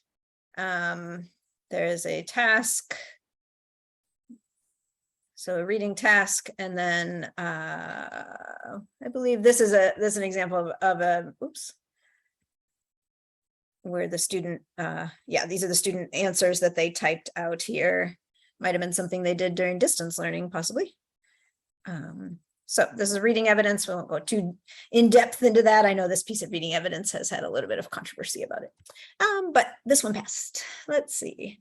Language evidence. So I suspect that this is the essay. This is the student writing. So it's often the case that a student writing will be submitted. A piece of student writing is submitted as evidence both for the writing area and the language area, and that's okay.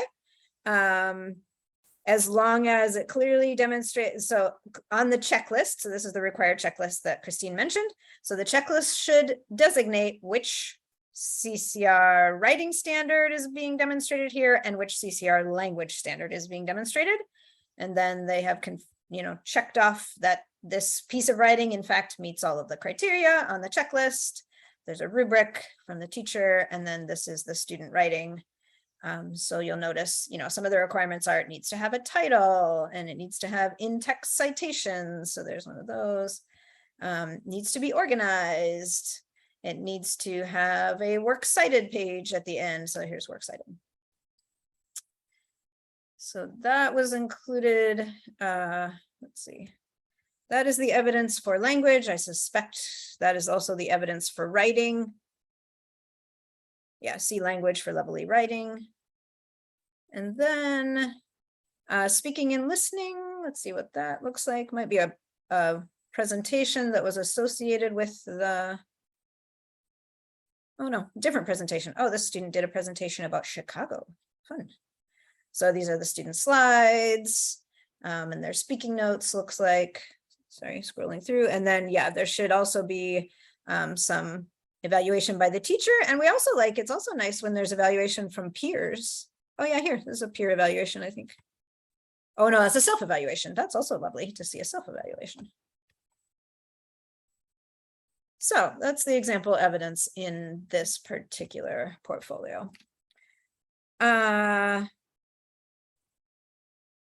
Okay, Denise, let's see. Wait, sorry. Megan's question, should we include revisions in the final portfolio? For example, if students revise answers to text-dependent questions, do reviewers want to see changes or only the final evidence? That's an interesting question. I think that either is okay. I think that if you feel that the student's revision is where they actually demonstrate mastery, then definitely include that. It's okay if it's clear to us as reviewers that that was their sort of second go round. You don't have to have them do it over again. So yeah, I would say either way is okay, including a student, including kind of a second go round or a revision after teacher input is definitely fine. Let's see, Denise, for speech, if they have 4 years of ELA credit from high school, they do not need a specific, Denise, I think you are right about that, but let's confirm that on October 7th. I'll try to have my ducks a little bit more in a row for some of those technical questions on that day. Kirsten asks, does the writing sample have to be in a specific format such as MLA or APA? Excellent question. I do believe that there is a item on the checklist about that. Yeah, Christine, tell me. Yes, there have been cases, and I know that Jody can attest to this, where the argumentative or informative writing pieces come in without citations, and that citations are required.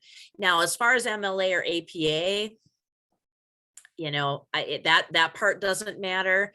And unlike the papers I've been writing for my own classes lately, I believe, and you can verify this, Jody, that the reviewer team isn't so tough as to say, oh, your parentheses and your period, this has got messed up, but a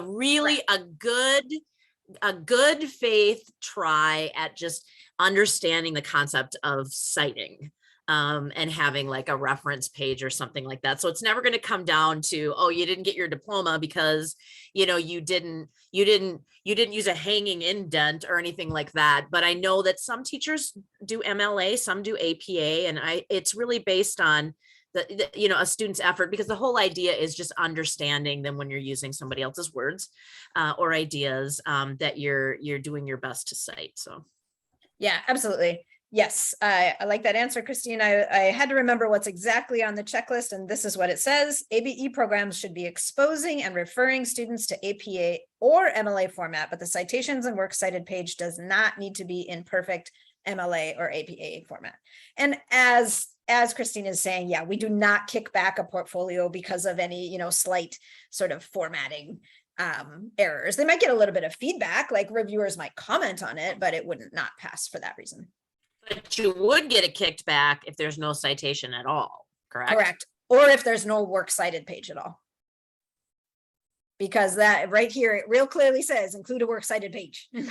And here also, let's see, somewhere it says citations. So that's also on this checklist. I swear it is somewhere. Yeah, cite at least 2 sources. So you're checking all these things off. If you checked it off and we can't find it, we're gonna, reviewers are gonna ask you a question about that probably. I think just to take it one step further, sometimes with APA, I know APA, there's this whole format of you have to put your last name at the top of the page and some kind of a running header and stuff like that. That's not required. No. Is that correct, Jody? It's mainly Correct. just like saying this is the person who said this.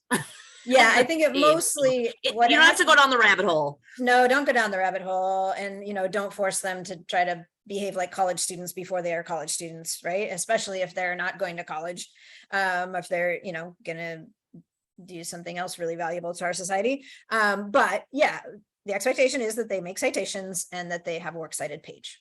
That's baseline expectations. So, good questions. Yep. All right. Okay, I'm going to keep us going. Just so you know, I'll talk through this section of social studies, which is the last one of these domains for us to talk through. This is the 5th domain for us to talk through today. When I get through this section, then let's take a break, or somewhere around 2:30. All right. So, social studies. All right. I'm getting myself to my right place on my other screen. Okay. Social studies is like science, one of the domains that we don't have adult specific standards for. We don't have CCRS for social studies. So the social studies content is based on and aligned to Minnesota K-12 high school content standards for social studies. There are 4 areas: US government and citizenship, economics, geography, and history. Those are the same areas that, if you have a high schooler, they are also, studying all of these areas in order to obtain their high school diploma. And this graphic is really from those K-12 standards and sort of how these 4 areas kind of work together, and that, kind of moving throughout them is problem solving, inquiry-based learning, critical thinking, communication skills, right? So definitely, I think there is a ton of capacity, a ton of room for overlap between social studies content and ELA content. Like, you can't really do social studies without reading and writing and speaking and listening. So I think that is a pretty clear, if you're trying to kind of combine content with those ELA skills, social studies is a real straightforward way to do that. So again, some of the same information that I mentioned about science applies to the social studies standards as well. So when the original adult diploma working group was defining these adult diploma competencies, they were working with a set of standards that were adopted in 2012. New standards are currently in development. I think they were supposed to be rolled out already, but then the process got behind because of the pandemic. But they will be coming out in the upcoming years. And so again, we may at some point have to think about how do we sort of realign or adjust our adult diploma competencies so that they continue to kind of track with K-12 high school social studies standards. But not this year, maybe sometime in the future.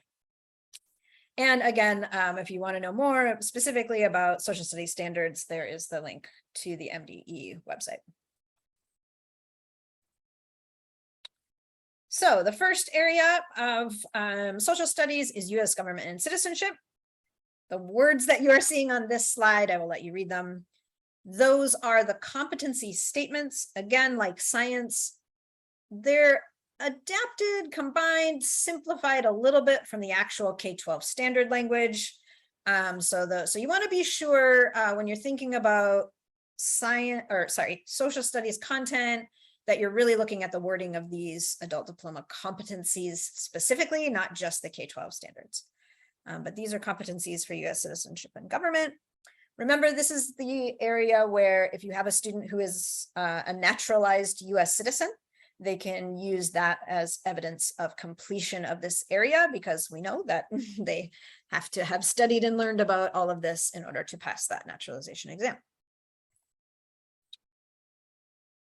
Second area of social studies is economics.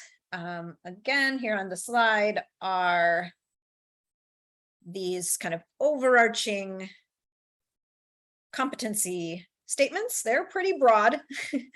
There's a lot there for economics. Again, those are kind of combined, a little bit summarized of a number of different K-12 economics high school standards. Area 3 in social studies is history. Here are the adult diploma competencies. Again, pretty broad. Explain why the past influences the present. Pretty broad, but a lot of interesting and fun stuff you can do there. It's clear how, you need reading and writing and listening and speaking to be able to really dig into that content. And then the last area 4 for social studies is geography. So we have 2 adult diploma competencies. Again, yep, they are quite broad. There is a lot of content that, can fit underneath each one of those competencies.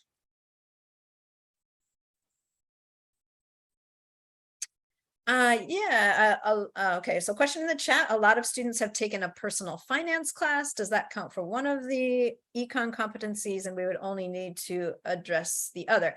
So keep in mind, Denise, that you have to choose one completion option for the entire area. So if they have a high school course, I assume you're talking about a high school course of personal finance, so it could be a post-secondary course too. If they took a high school course in personal finance, then you would need to find out, did that high school course cover all of the high school economics content? Was that, by taking that course in high school, did the student fulfill all of their required economics learning? And if so, then yes, you could use then in the adult diploma portfolio, the completion option for economics could be high school credits. But you can only have one completion option per area. So you can't, for economics, you can't say, oh, they did half of it in high school credits and half of it in adult ed instruction. It has to be one or the other, if that makes sense. So do people have a portfolio where high school credits is the completion option for economics, and they have a class on their transcript that's called personal finance? I think possibly yes, but I think the question would be, is that the entire scope of high school economics content? If that makes sense.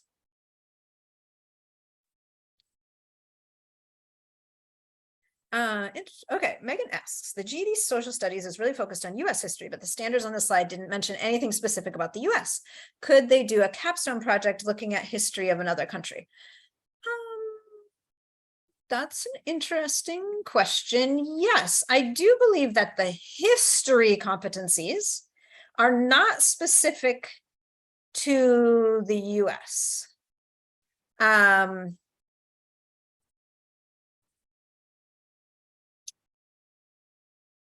Yes, so I do think that there could be a capstone project for history that would be specific to history other than US history. Yep, for sure. Denise, let's talk more about that, about the econ question on October 7th.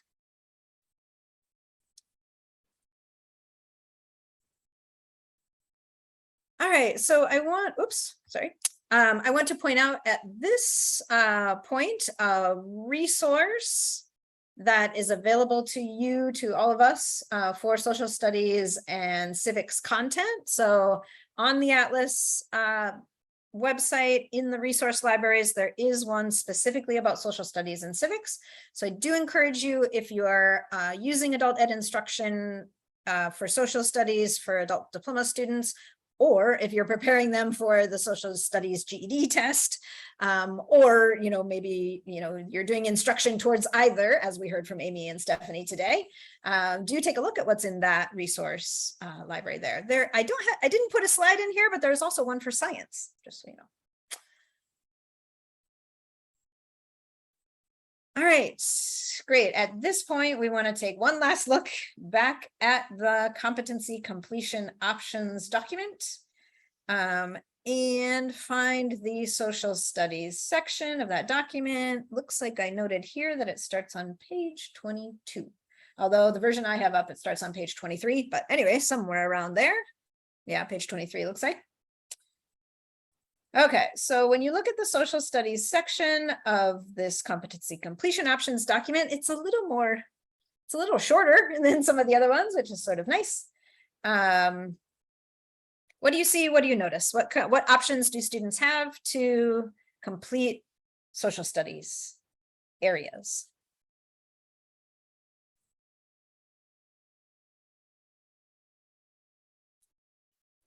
See if you're still hanging in with me this afternoon. High school credits. Yep, we definitely see lots of portfolios where people have high school credits. Passing the citizenship test works for which area specifically? Does not work for the whole domain, right? But it works for the area of government. If you have a student who is a naturalized US citizen, you can use that as evidence for the government area. And yep, ABE instruction is also typical. So again, I would say most often, the vast majority of students are using one of three options for social studies areas in their portfolio: the GED test, high school credits, or adult ed instruction. And often, if they don't have a GED, they're using a combination of high school credits and adult ed instruction. Heather, I'm not sure. I'm not sure if that's a question, Heather. I am seeing a maybe you're typing a little bit more. Let me know if you want to make a question out of that. Anything else that you notice or wonder? Yes, typing and thinking at the same time. I do it all the time. Typing and talking at the same time is generally my problem. Other questions, observations, comments about social studies?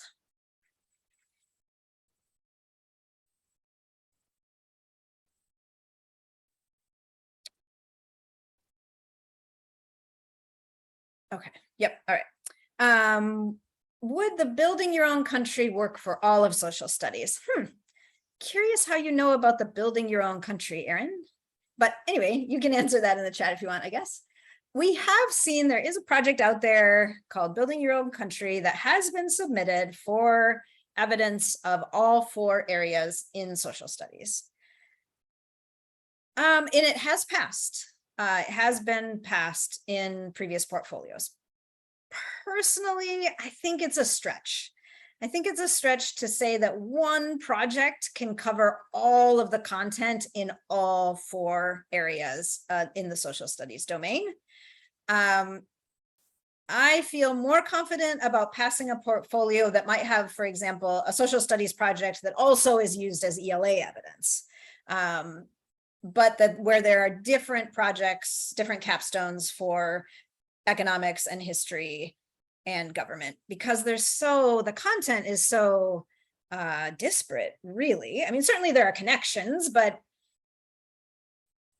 that's, yeah, that is my take on that piece of evidence. I really wouldn't, unless it's a GED test, I really don't recommend trying to develop one single activity or one single piece of evidence that works for an entire domain.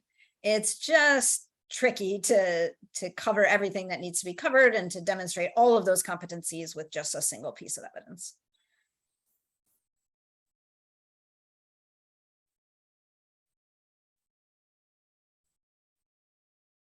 All right, great. Thank you for those questions. At this point,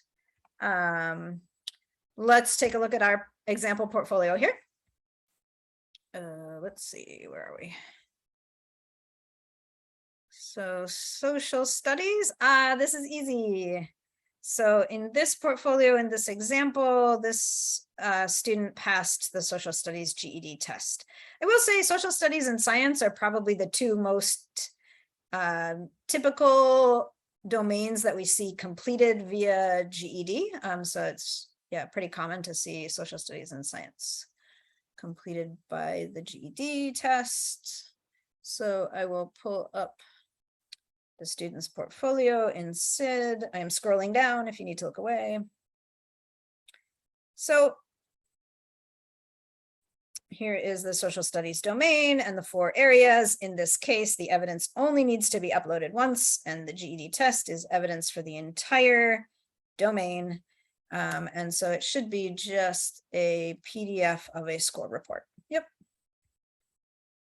So this is, trying to move things around on my screen here. Yeah, so this yeah, is a score report from my GED. One thing to know, just keep in mind, is that while GED test scores sometimes are recorded in SID, it is not sufficient evidence for the portfolio to just put the SID information in here. You do need to get an official score report either through the students, my GED, GED manager, or by inquiring with our office in the case of those 2002 tests if you don't have access to proof of those.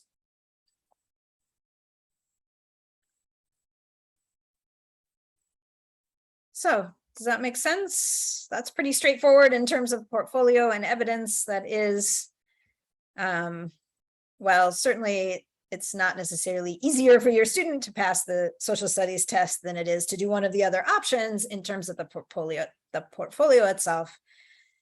The GED test is the most straightforward completion option in terms of the evidence that you need.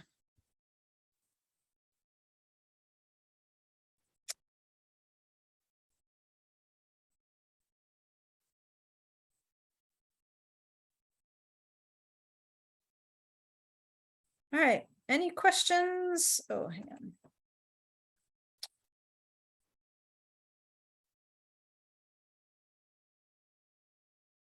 Okay, yep. Yes, the scores. Yep, Megan, that's just, yeah, what you need is an official report of the scores, and then you just upload the PDF into the portfolio. All right, since we are at 2:30, I'm actually gonna scroll through here. Let's just go ahead and take a break. We're at about 2:24, so let's take a break for 10 minutes. Step away, move your body if you need to, and let's reconvene and get started again at 2:35. Thank you for starting the recording, Wendy. All right, great. So we have made it through, oh, hang on. We have made it through all of sort of the nuts and bolts about the domains, so that is excellent. I just have a couple more kind of logistical things to share with you. And then we'll kind of wrap up thinking about next steps and stuff, and we will ask you to do a little bit of kind of checkout processing in your small group. With, you know, if your group wants to hang around and take more time and plan, you absolutely can. If you decide you're done for the day, that can be okay too. So we're getting close. Actually, before we jump back into the slides, I realized that, let me just make sure, we've been talking about the Atlas website a lot. Let's take a gander on the Atlas website really quickly, just to be sure that you are all aware of all of the resources there that could be useful to you in adult diploma. So atlasabe.org is the website. The place to point you is the resources, or you can also get to it on this tile right here. So go to resources, and then there are several resource libraries that will definitely be really helpful to you as an adult diploma practitioner. So the adult diploma / high school equivalency library is here. I'll click into that one in a second. And then there's also a science library. There is a social studies and civics library, reading and writing. So be sure to check out, oh, and also numeracy. So check all of those out for resources and instructional materials that could definitely be helpful in your adult diploma program. In this adult diploma resource library, when you click into that one, this is where I've been telling you, we keep all of our adult diploma resources here. So in this library, we've got both more general high school equivalency stuff and standard adult high school diploma. So eventually, the idea is to have both GED and HiSET kind of resources here. That's sort of a work in progress at the moment. If you click on the standard adult high school diploma item, or whatever we call this right here, a couple of things you will get to. One is these example tasks that we've been talking about. So this morning, Lindsay showed you the math tasks. There are example tasks for all 4 of the academic areas in the diploma. So I encourage you to click into those, check those out. Basically what these are examples of activities, projects, capstones that you can use with students to produce evidence for the portfolio when you are using adult education instruction as the completion option. We'll talk more about these things on October 7th. But then the other thing to point you to is working group resources. And these are kind of more of the nuts and bolts things, like the documents we've been looking at today, like the completion options document, are here under policy reference and overview. Like the writing checklist is here under adult diploma forms. Here you can find working group agendas and materials. So if you miss one, you can look back, or if you saw a resource at one and you wanted to use it again. This is where, these are password protected. So if you click on that link and you are like, wait, this looks like a blank screen, pay attention to this right here. MN diploma is the password. After you enter that password, then you will see these policy documents. So these are 2 of the documents that we've been looking at today. So just wanted to take a minute to kind of walk you through the Atlas website and what is available there, since we've talked about it a bunch of times today. Let me know if anybody has any questions or anything else to add about that.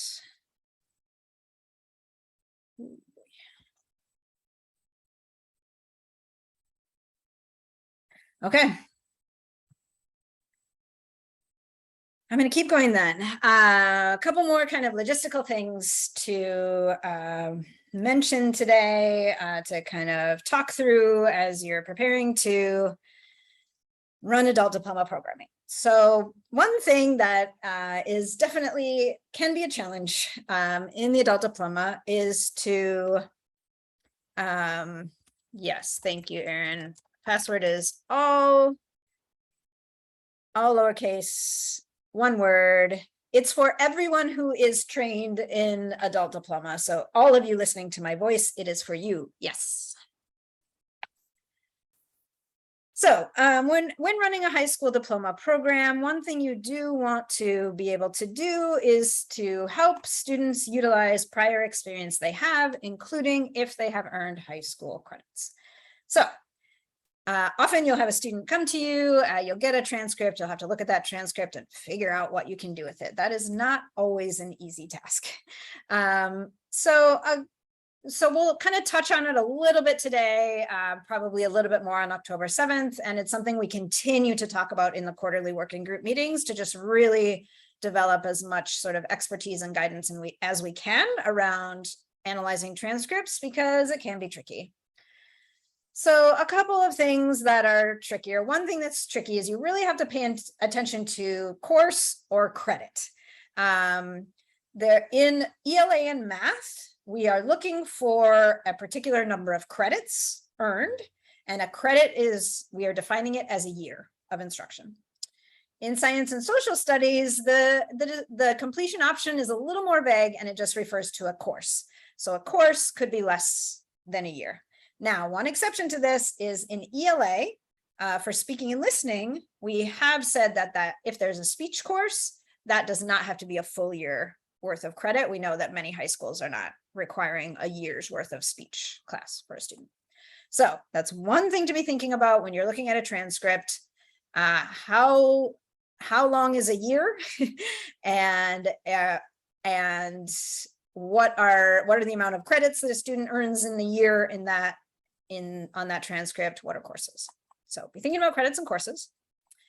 Then when here's just a couple of examples of high school diplomas. So if a student comes to your program and has this, this is their diploma. I have a screenshot here from their diploma.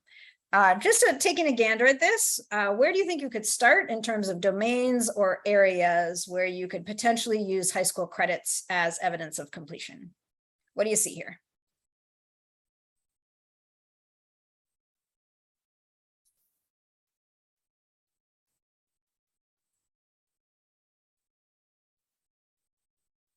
Anybody see anything?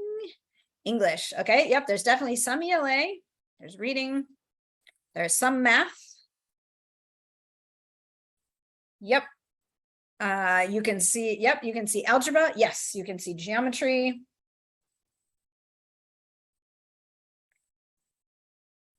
You can see the student took Algebra 2, looks like here, although maybe questionable. So there's still a lot of questions, but yeah, as a starting point, you could definitely look more into the ELA credits and the math credits based on what you're seeing here. Here's another example. Based on this one, and this one is already handily highlighted for us by the program that submitted this. But looking at this one, what areas or domains do you think this student could use high school credits for the completion option? What do you see here? Public speaking, right? Public speaking could be the completion or could be high school credit completion option for which area?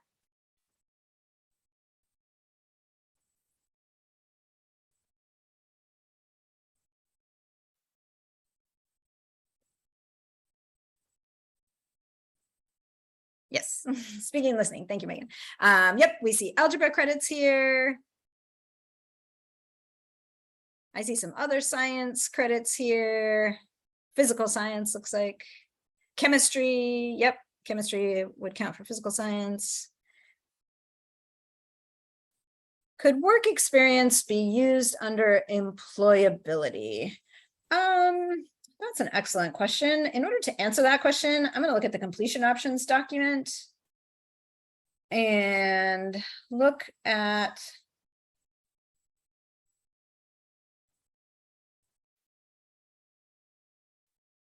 it's possible under navigating systems where it says a course instructor verifies in writing that the learner has met competencies.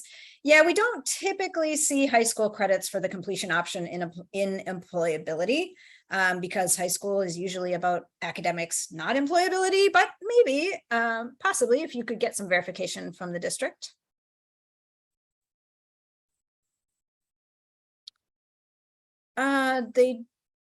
I'm looking at Denise's question. They don't need chemistry, so does that count? I assume you mean they have chemistry. Yep, they passed a chemistry class. Does that count for science?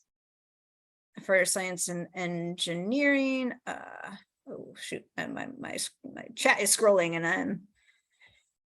Yeah, we do have some specific guidance about when you can count science and engineering. I forget the details right now. I'll be sure to share that guidance with you on October 7th. But yeah, this student looks like they have some, they have completed and passed some high school science, so that you could probably argue that science and engineering has been covered with high school credits.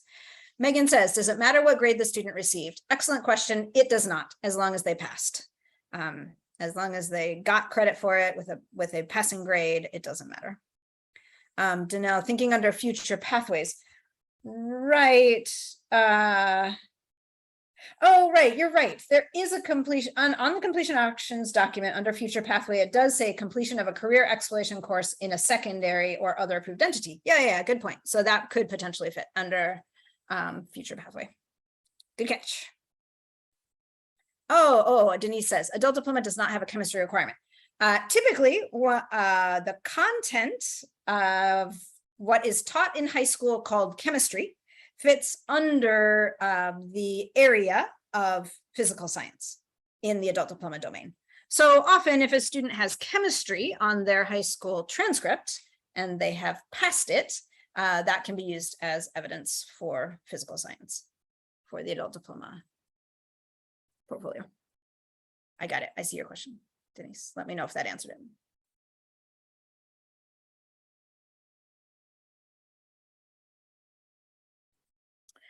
All right, here's one more example. Looking at this transcript, what can you see? What would you do with this? Ugh, yes, correct. That is the right answer, Julie. But you will see this, right? What does this mean to you? What do you take away from this?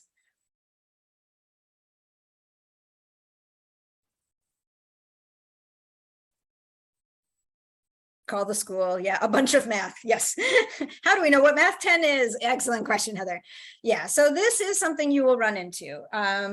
This is lazy on the part of the high school transcript creator, in my opinion, but 20 credits, yeah. But you will see this is sometimes instead of labeling the course content, they just label it by years, right? You'll see it with social studies too, like social studies 9, social studies 10, social studies 11. In that case, unfortunately, you're going to have to confirm with the district what the content of these classes was.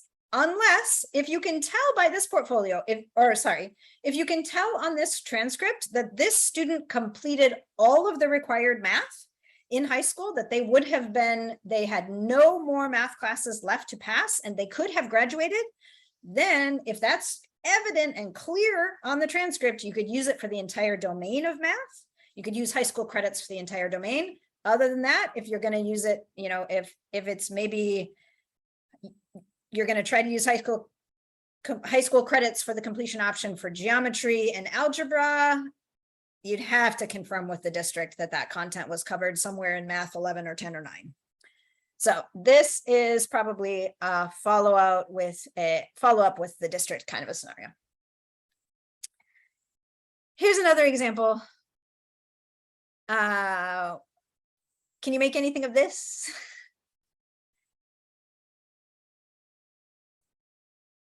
Yes, double ugh, correct. Yeah, it's awful, I know. And unfortunately, this is just the reality. This is a real example. It's pretty old, I think, like maybe, I don't know, maybe from the 70s or something. But I think the older the student is, the more likely they are to have something like this. Again, you might still, like this says Anoka Senior High, you might call the office, the district office at Anoka Hennepin Schools, explain the scenario and see if you could find somebody who could help you, analyze it a little bit. But unfortunately, so this might be the kind of scenario where you might steer this student towards, okay, maybe GED tests are just gonna be, let's not even try to figure this out. And it's unfortunate, but it just may be the case.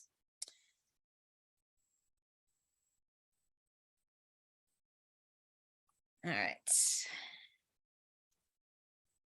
So,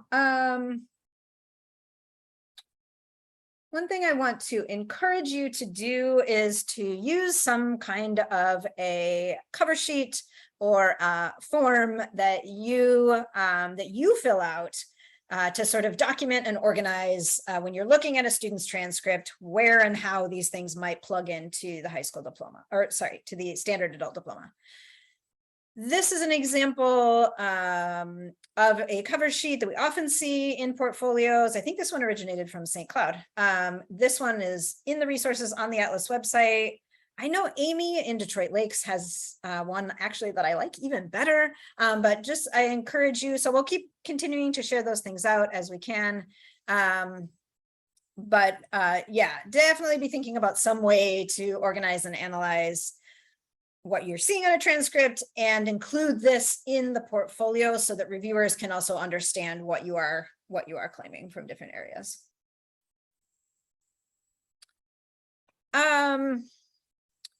Karen's question, what do you accept or how do you verify homeschooled transcript? Honestly, I've never seen one submitted in a portfolio because I don't believe, I mean, there has to be credit awarded. And while a homeschool can certainly award a diploma, I don't believe that a homeschool can award credit. And I don't believe that a homeschooled student who didn't complete would have a transcript. I mean, if you have somebody in that scenario, certainly I would talk to the parents who did the homeschooling and see if they have something that looks like a transcript that documents something. But yeah, no, I don't think that would likely work for the adult diploma. But interesting question, yeah. So in terms of high school transcripts, like I say, it's an ongoing challenge. A couple of notes on that is that evaluation form I just showed you is on the Atlas website. And we keep talking about this. We will keep talking about this. We'll talk about it a little more on October 7th. It's been a regular sort of feature of the Adult Diploma Working Group quarterly meetings. So coming up on October 17th, we'll talk some more. Yeah, and a really good point, Brandy, is that many homeschool students just end up earning an equivalency diploma so do GED or HiSET. Or standardized testing through their district, in which case you could use those standardized test scores in the diploma in some cases. All right, great. I'm going to keep us going. I really just have one kind of last nuts and bolts, nitty gritty thing that you need to know for the day. And that is about submitting a student portfolio for review. So this is maybe the most straightforward thing of everything we've talked about today. This process works pretty well and it's pretty slick. Some of you, I think, have already been involved in this, already know how this works. So the adult diploma portfolio is built into SID, as you have seen today with the example portfolio that we've walked through.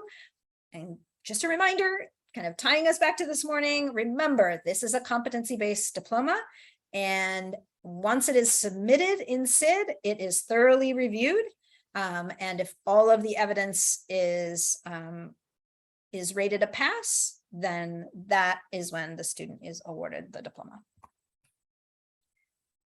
So what it looks like in SID, what the submission process is that you can submit each of the 5 domains separately in any order. This is a relatively new development. It used to be that you used to have to build the whole entire portfolio, all 20 areas, and then submit it all. So just this summer, we transitioned to this new way to review. And yeah, as Julia is saying, those drop-down menus in SID actually give you the potential options that you can use, which is, yep, it is helpful. The SID folks built it that way. So you can be building this portfolio the entire time a student is working in your program. And whenever you have one full domain that is ready, you have all of the completion options selected and all of the evidence uploaded. Then you can hit that button that says submit to MDE, and that will put it in the queue for review. If you do that, say you do that with ELA and math, then you can continue working with the student, continue editing the portfolio, add more evidence, choose more options in social studies and science, for example.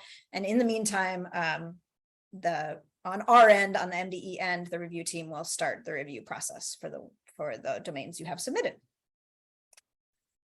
Just so you know, this screenshot is just what the SID people gave me. This is not a realistic set of completion options. I've never seen a portfolio that looks like that.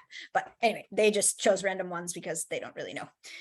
So just an FYI about that. Let's see. Okay. So then each of the domains, after you submit it, each of the areas, all of the evidence, is rated a pass or a not pass. So in this case, in this example, all of those passed. So that's always good.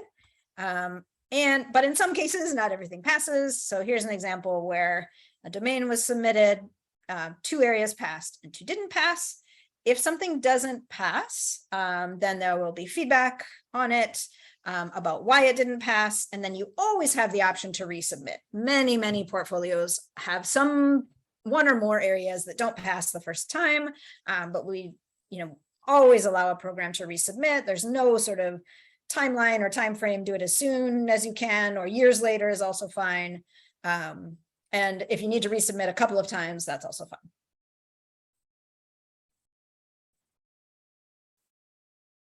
So once you have submitted all 5 domains, once all of that has been reviewed, once all of it's been rated a pass, often after a little bit of back and forth of like, oh, wait, you missed this, or, oh, we don't think this shows level E mastery. Can you add some additional work, something like that?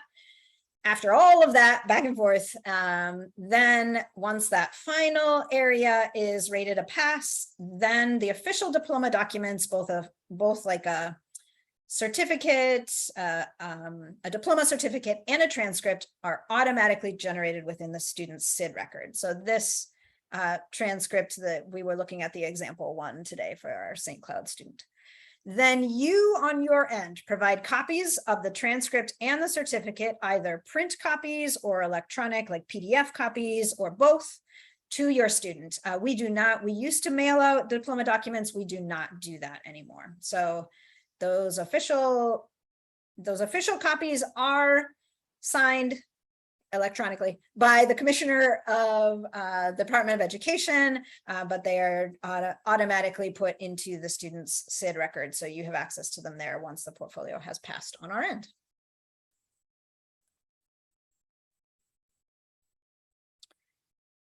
So I showed this because I want to encourage you to use some kind of a tracking system that could be, you could just do this right within the portfolio and SID. If you want to, you might, this is an example. I think this one came from St. Paul Hub Center Adult Diploma Program, where you just have a tracking sheet of like, where is this student at, with where they are, what have they already got complete? What do they need to work on? So feel free to use the SID portfolio that way. You might use another separate sheet that way as well. All right. So at this point, I want to kind of summarize what I think are next steps for you all. And they might be a little bit different depending on whether you are a new site or you are new staff at an existing site. So for those of you who are new sites, if you are starting up a new adult diploma program, here are some questions you want to be thinking about. Do we have staff in place? Of these 5 domains, what classes do we already have? And what else would we need? What do we need to know? I would encourage you to get to know other folks, like think about setting up an interview with folks who are running an adult diploma program. Feel free to connect with me I can recommend who might be good for you to talk to depending on your context. And make sure you know who from your site, maybe all of you, will participate in the working group meetings. If you are a new staff person, but you're working in an existing standard adult diploma site, I think that the questions are a little bit different. In your case, you want to be sure that you know who are all the staff, who's your administrator, who's playing the advisor role, who are all the teachers, what's your role, sort of how do you fit, who's doing all the tasks, how are they divided amongst your staff, and how do you fit in? I encourage you to look and see how many graduates have you had. Look at their portfolios in SID, what completion options were used. That might, kind of help you get some historical perspective, and find out who has been going to the working group meetings, and think about, does it make sense for you to participate as well? From my perspective, the answer to that question is almost always yes, if you can spare the time. I think it's great for anybody involved in adult diploma to attend those meetings. If you're an instructor and need a sub, then I get that adds an extra layer of complication to it. But in general, you are all welcome at those meetings. So just once again, a plug for the Adult Diploma Quarterly Working Group meetings that are coming up. And remember, sort of part 2 of what we're talking about today, we will continue diving more deeply into what does really good evidence look like. We'll do that on October 7th. So here's what we're going to do at this point. I would like to ask that you head back into your group. I think we're going to keep the same breakout rooms from this morning and allow you again to opt in. Yes, thank you, Astrid, for putting those questions in the chat. I'm going to leave it up to you.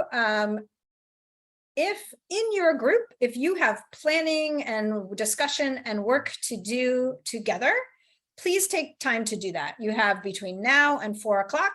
We're going to cut you off at 4. You can't stay longer than 4. But if you want to take this time, it is there for you. Use it.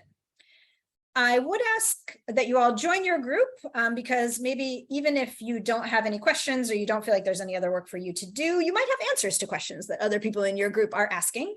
But if in your group, if you convene your group and take a little bit to process what you've learned today, and then if you are all ready to turn off your brain and stop thinking about adult diploma for the day, that is absolutely fine. And you can feel free to pop back into this main room and say goodbye to us and then wrap up your day.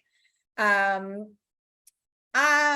least me and Astrid will stay here in the main room. If you've got questions or things that come up in your group, you can feel free to pop back into the main room and ask us. And as your group finishes up, you can just come back here into the main room. So I think that Wendy has opened up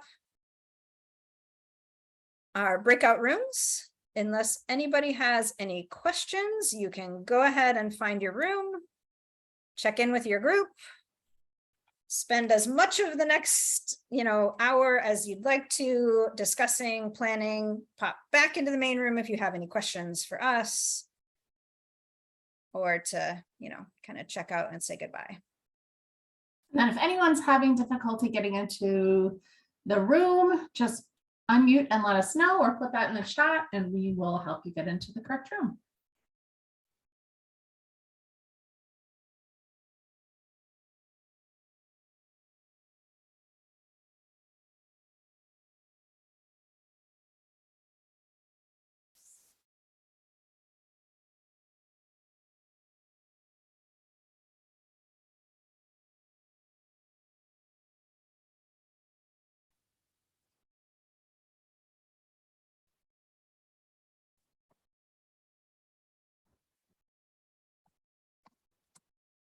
Erin, would you like me to move you to the Northwest group?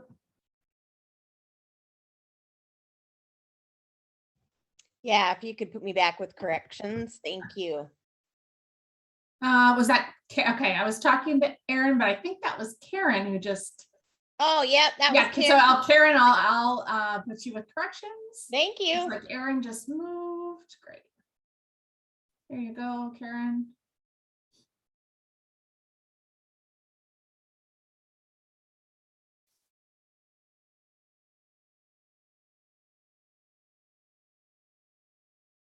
Joe, do you want some help getting into the gap room? Jody, I'm also wondering if you want to stop sharing your screen, then we can just see who's here, and when people leave their rooms, we'll see them right away.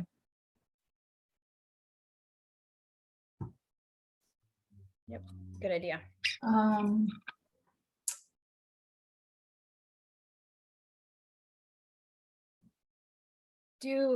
We can't really move people into a room. Is that true? They have to click something. They have to, yeah.